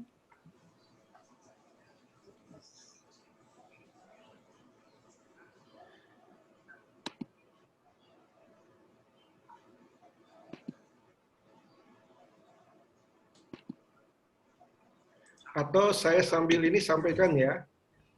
Sudah, oke Prof. Monggo. Sudah kelihatan Prof? Next, langsung aja, langsung. Baik Bapak Ibu, ini strategi riset berorientasi paten. Next, ini slide berikutnya. Lanjut. Saya lanjut aja, sistem perlindungan paten tidak usah dibahas. Lanjut. Oke. Contoh. Lanjut, terus langsung ke strategi aja, karena ini pengetahuan dasar saya kira. Lanjut. Terus. Nah, ini strategi riset, Bapak Ibu, ada beberapa hal. Jadi kita strategi riset berorientasi paten itu meliputi kepada pencarian ide berorientasi paten, kegiatan riset berorientasi paten, hasil riset potensial paten, perlindungan paten, hingga pemanfaatannya ya. Lanjut. Nah, ini dalam hal mencari ide, Bapak Ibu harus cari bahan-bahan data-data, informasi-informasi. Dan Bapak Ibu kalau bicara data informasi biasanya hanya fokus pada dokumen non-paten dan lapangan, tapi kalau dalam riset berorientasi paten, dokumen paten itu menjadi data penting yang harus diakses oleh Bapak Ibu. Lanjut. Nah, ini manfaatnya dari informasi paten untuk riset yang berorientasi paten, ya, bisa menghindari duplikasi dalam penelitian dan pengembangan, menentukan invensi yang potensial untuk dipatenkan, menghindari pelanggaran paten, dan bisa mengikuti tren perkembangan teknologi. Lanjut. Nah, ini sumber informasi paten banyak sekali, Espasnet 120 juta, PatentScoop 89 juta, Google Patent 17,7 juta dokumen paten. Jadi dokumen paten ini banyak sekali, jutaan gitu ya, dan ini harus diakses oleh Bapak Ibu untuk riset yang berorientasi paten. Lanjut. Nah ini sumber informasi non paten, media massa, elektronik, buku. Kalau paten itu yang dipelajari nanti siapa, apa invensinya, inventornya siapa, priornya art-nya apa, statusnya apa, deskripsinya bagaimana, termasuk klaimnya seperti apa, itu harus dipelajari, direview. Lanjut. Nah ini akses internet yang bisa dimanfaatkan gratis untuk mencari informasi paten. Besok kita akan pelajari tentang penelusuran, ini lebih detail. Lanjut. Nah, ini contoh hasil penelusuran di review gitu ya. Kalau cari alat-alat kesehatan sebenarnya tidak usah beli, kita cari informasi paten aja, kita produksi. Kalau tidak dilindungi atau sudah kadaluarsa ya bisa kita produksi tanpa pelanggaran hukum. Jadi untuk menciptakan alat kesehatan itu tidak harus riset, tapi bisa memanfaatkan informasi paten. Dan kalau informasi patennya sudah kita dapat dan kita kuasai, bisa kita aplikasikan dalam konteks produk gitu ya. Ini contohnya face shield, ini untuk penutup muka. Jadi banyak model face shield yang bisa dibuat. Lanjut. Nah ini ada riset yang sudah pernah dilakukan oleh dosen-dosen di kedokteran UGM, ternyata ini pengulangan, duplikasi. Mereka mau mempatenkan early warning system untuk demam berdarah, ternyata sudah ada ini di PCT ini, saya dapatkan. Namanya early warning outbreak ya, and recognition system. Jadi ini sudah real time malah ini ya. Jadi ini yang kita ingin hindarkan dari riset yang berorientasi paten, sifatnya duplikasi. Jadi kalau sudah begini kita rugi secara biaya, tenaga, dan waktu. Lanjut. Nah ini perlakuan kalau Bapak Ibu sudah mendapatkan hasil riset, jadi jangan publikasi dulu, baik dalam bentuk publikasi, poster, makalah, upload video di medsos, dan lain sebagainya. Ya, terus tidak menjual invensi sebelum dilakukan permohonan paten. Kalau terpaksa harus melakukan pengajaran, presentasi buat non-disclose agreement, ini penting. Ya. Kemudian segera hubungi konsultan haki atau sentra haki agar segera invensi Bapak Ibu dari hasil riset bisa dipatenkan. Jadi ini apa yang boleh, apa yang tidak boleh Bapak Ibu harus pahami. Itulah. Lanjut. Nah ini strategi utilisasi paten menjadi penting.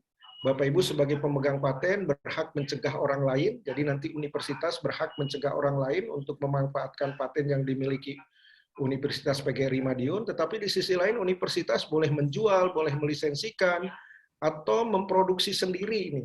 Nah, nanti ada benefit sharing biasanya soal royalti. Kemarin yang saya sarankan harus ada kebijakan dalam manajemen haki terkait benefit sharing royalti antara universitas dengan inventor gitu ya. Jadi jangan diklaim semua atas nama universitas biar ada keadilannya. Lanjut.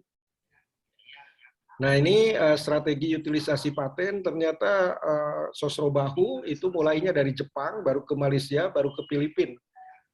Nah, ternyata ketika didaftar di Jepang bisa dikomersialisasikan dengan cepat karena memang industri konstruksi di Jepang berkembang dengan cepat gitu ya. Jadi kita perlu mendekatkan invensi kita dengan industrinya. Jangan sampai invensi kita justru tidak diketahui oleh industrinya. Ini rugi bagi kita. Gitu ya. Lanjut.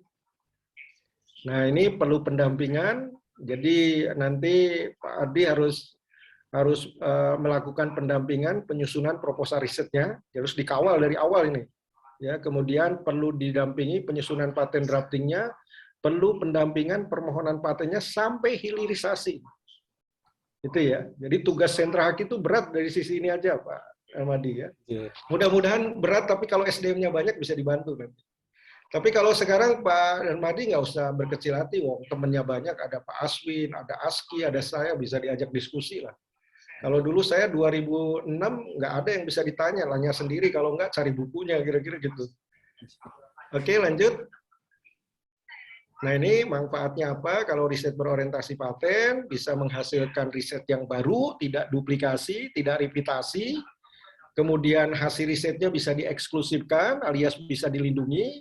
Dan yang terakhir hasil risetnya tentu bisa diterapkan kepada masyarakat. Itu aja Mas Aswin materinya yang perlu. Dan mudah-mudahan nanti bisa di-share dengan teman-teman ya. Ya, Prof. Ya. Ya. Ya, Monggo Bapak Ibu, mungkin ada pertanyaan setelah dapat penguatan dari Prof. Budi. Silakan kalau masih ada yang mau bertanya. Ya, mungkin terlalu cepat Prof. Jadi harus gitu ya, terlalu cepat ya. Memprosesnya perlu waktu. Ya, tapi tadi program-program pendampingan itu harus di-create oleh sentra haki. Sehingga Bapak Ibu periset ini bisa dikawal, Pak Darmadi. Nggak dilepas. Gitu ya. Ya, Prof. Ya. Jadi nanti kalau ada review proposal, itu sentra haki harus dilibatkan. Untuk apa? Untuk memastikan proposal penelitiannya mensitasi dokumen paten. Ya. Clear ya? Gitu ya?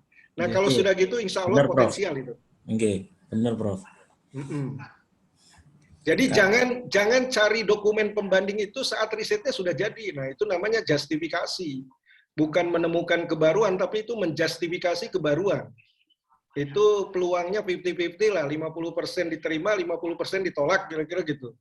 Tapi kalau dari awal riset sudah mempertimbangkan dokumen paten untuk menetapkan kebaruan, insya Allah 85-90% potensial untuk baru lah, kira-kira gitu. Dan itu diterima sebagai syarat dari invensi yang bisa diberi paten. Ya.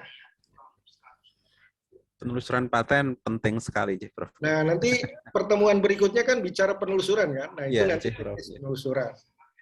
Nah, penelusuran ini ilmunya harus dikuasai baik oleh Bapak Ibu periset maupun oleh sentra haki. Dan nanti kita telusuri pakai sistem database paten yang gratis saja. Nggak usah yang berbayar. Terima kasih, Prof. Monggo, Ya, Bapak Ibu mungkin ada pertanyaan, silakan.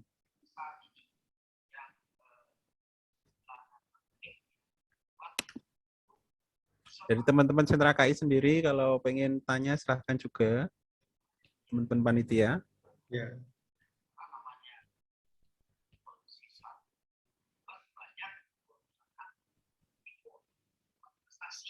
Jadi tadi siklus itu, Pak Darmadi, itu harus dipahami oleh para inventor. Meskipun yang menjalankan siklus bukan inventor.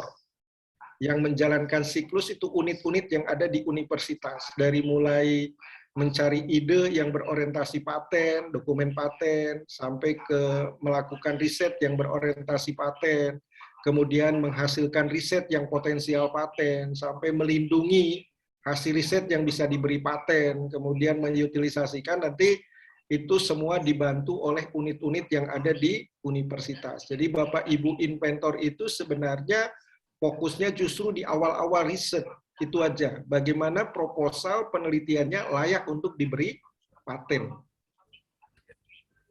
Untuk hilirisasinya nanti itu menjadi tanggung jawab dari universitas termasuk LPPM maupun sentra haki. Sebenarnya tadi saya mau bertanya itu, Prof. Jadi apa sih indikatornya penelitian yang berpotensi paten itu kira-kira apa ya? Saya kira ini yang... Indikatornya itu dengan berdasarkan kepada syarat invensi yang bisa diberi paten. Ya, Pak Darmadi. Jadi aspek kebaruan, langkah inventif dan applicable industrial applicable itu menjadi indikator utama. Nah, biasanya kalau untuk kebaruan itu orang teknis dan orang hukum. Kemudian untuk inventive step orang teknis dengan orang hukum. Tapi kalau industrial applicable itu orang teknis dengan orang bisnis itu. Kalau orang hukum tidak bisa terlibat di situ. Makanya untuk proposal itu layak dikatakan proposal yang berorientasi paten, reviewernya harus 3 disiplin itu. Tidak boleh 1 disiplin. Nah, di kita reviewernya itu 1 disiplin biasanya. Nah, kalau 1 disiplin itu kan cuma melihat aspek kebaruan dari sisi teknis. Bukan kebaruan dari sisi yuridis. Langkah inventif dari sisi yuridis, kira-kira gitu. Kemudian industrial applicable nggak bisa ditentukan oleh orang teknis sendiri, tapi harus melibatkan orang bisnis. Maka kalau ada external reviewer, itu akan lebih bagus, Pak Darmadi. Ya. Mungkin bisa diminta industri yang akan dijadikan sebagai sebuah pilot project untuk mengimplementasikan hasil riset nanti. Untuk melihat dari sisi bisnisnya bagaimana. Oh ternyata kalau rencana hasil risetnya seperti itu, kayaknya itu tidak efisien deh dari sisi bisnis, jadi tidak akan diimplementasikan. Nah kita kan jarang melibatkan reviewer dari sisi industri. Ya. Itu yang penting. Jadi sekarang pendekatan reviewer itu bukan lagi hanya pada satu bidang ilmu, tapi harus pada 3 bidang ilmu. Bahkan kalau penelitiannya kolaborasi, bidang ilmunya pun akan makin banyak reviewernya itu.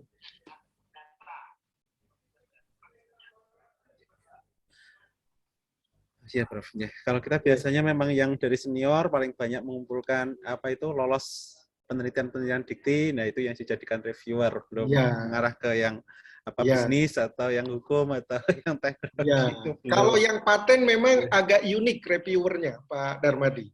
Nah, ya. Ya. Ya, monggo Bapak Ibu, mungkin ada pertanyaan lagi, monggo silakan.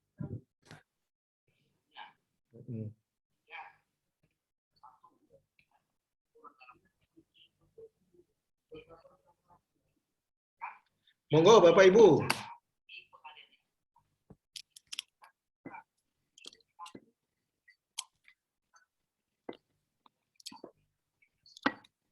Termasuk saya saran Pak Darmadi, buku pedoman itu harus dipisahkan antara yang penelitian dasar dengan penelitian berorientasi paten. Gitu Prof. Ya. Karena di penelitian berorientasi paten, buku pedomannya harus ada satu chapter tentang penelusuran informasi paten. Kalau penelitian dasar biasanya nggak ada itu. Iya. Nah, itu juga penting diperhatikan nanti. Supaya para periset ini tidak hanya dapat informasi dari sini, nanti mengacu kepada buku pedoman juga. Sampai format proposal itu juga harus dibantu diarahkan.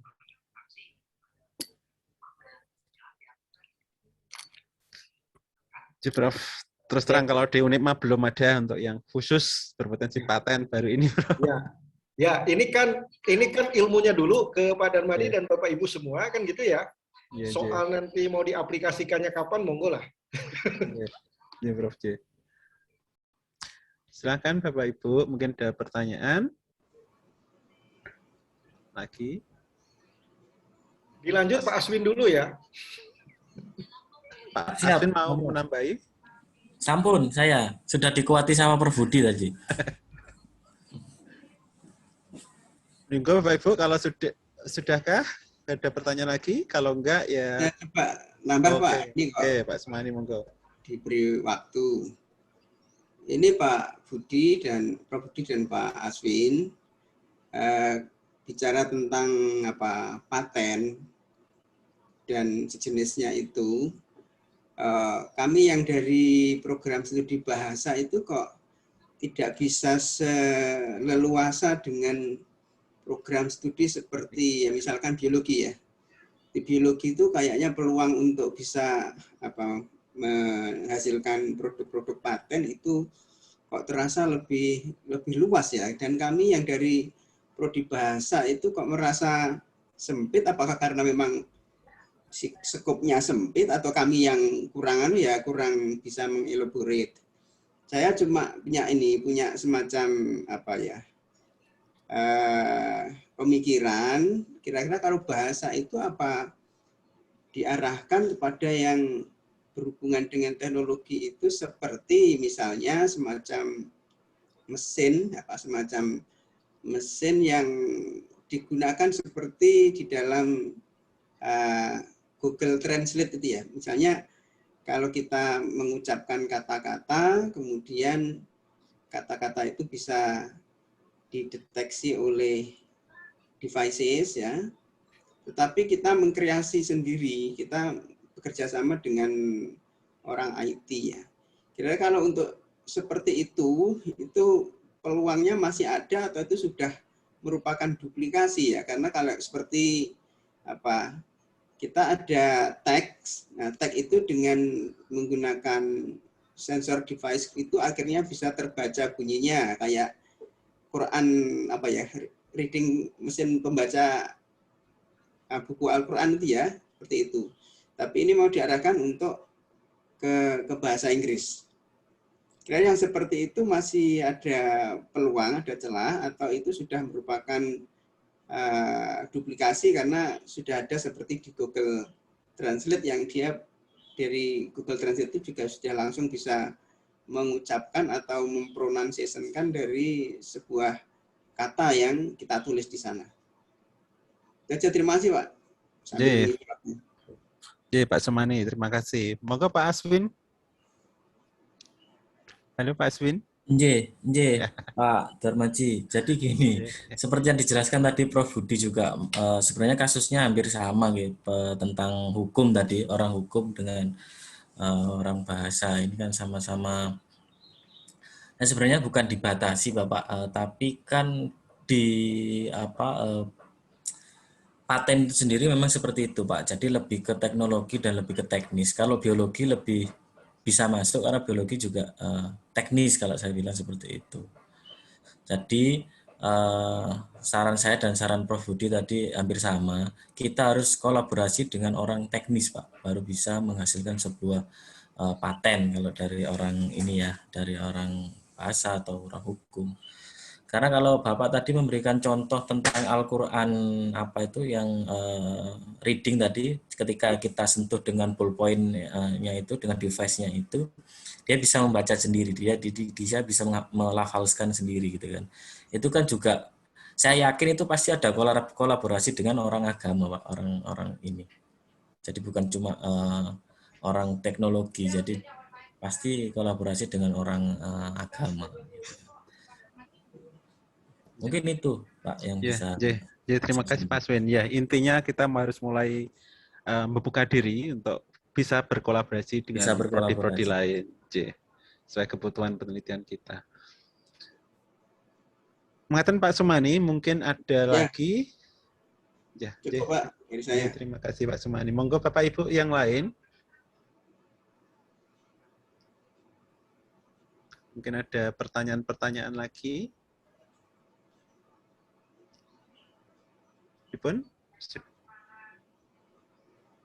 Oke, sudah jam 11. Kalau sudah, ya, kita akhiri aja nggak apa-apa. Kita ketemu lagi ke besok. Mungkin besok yang sangat menarik, yaitu bagaimana menelusuri paten.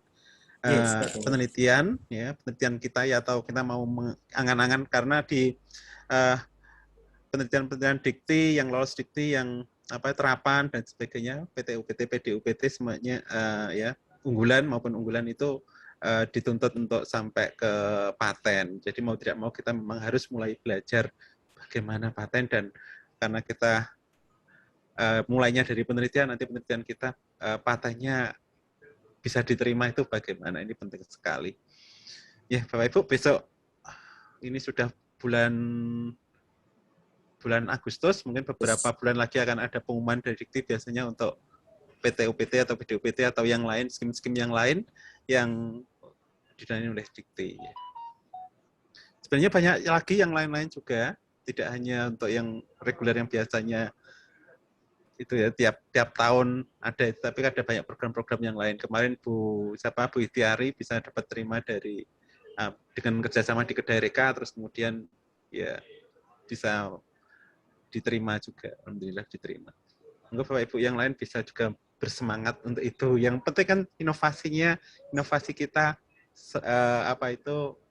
terus bisa dikembangkan, itu yang penting. Ya kalau ukuran dana dan sebagainya mungkin ya relatif ya juga penting, tapi kita untuk selalu berkreasi, berinovasi itu lebih penting semangatnya. Jadi Bapak Ibu, kalau tidak ada pertanyaan lagi, kelihatannya nggak ada pertanyaan, ya kita akhiri mawon. Insya Allah kita akan ketemu minggu. Prof Budi, kita akhiri atau mungkin ada tambahan, Prof?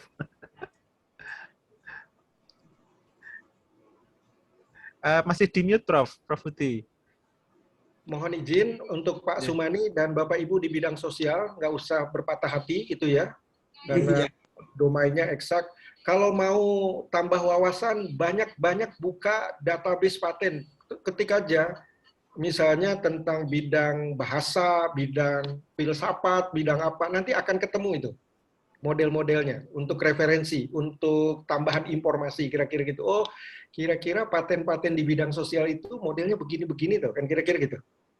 Itu ya Pak Sumani ya, sering-sering buka dulu, nggak usah langsung bikin dulu, buka dulu supaya ada tambahan referensi. Kemarin di Unida saya juga ditanya, bidang filsafat itu bisa nggak dipatenkan? Ya apanya dulu kan begitu, kalau ngayal ya nggak bisa lah kira-kira gitu. Maka bacalah database paten dulu untuk sumber informasi, referensi, dari situ nanti Pak Sumani dan teman-teman bisa create sebuah produk baru yang berkaitan dengan bidang Bapak Ibu sekalian. Saya kira itu Pak Darmadi, matur suwun. Nggih, Prof Budi, nggih. Besok Pak Sumani waktu seseng paten bisa bawa contohnya boleh ya. Itu untuk contoh-contohnya. Jadi Bapak Ibu, saya rasa cukup untuk hari ini, sudah sampai pukul 11. Kita ketemu insya Allah minggu depan di hari Rabu juga mulai jam 9 tentang penelusuran dan drafting paten. Dari saya mohon maaf yang sebesar-besarnya jika ada kesalahan, dan saya ucapkan banyak terima kasih pada Bapak Ibu, Bapak narasumber, Prof Budi dan Pak Aswin, juga Bapak Ibu yang ini ya terima kasih Bapak Ibu, kita sekian aja. Mari kita tutup dengan hamdalah bersama-sama. Alhamdulillahirrahmanirrahim. Temu minggu depan. Terima kasih. Assalamualaikum warahmatullahi wabarakatuh. Izin Pak Darmadi, sampai ketemu lagi Bapak Ibu semua. Mohon izin, Prof. Ya Pak Aswin, sehat selalu, monggo. Nggih, Prof. In lab. Ya Pak Sumani nggih.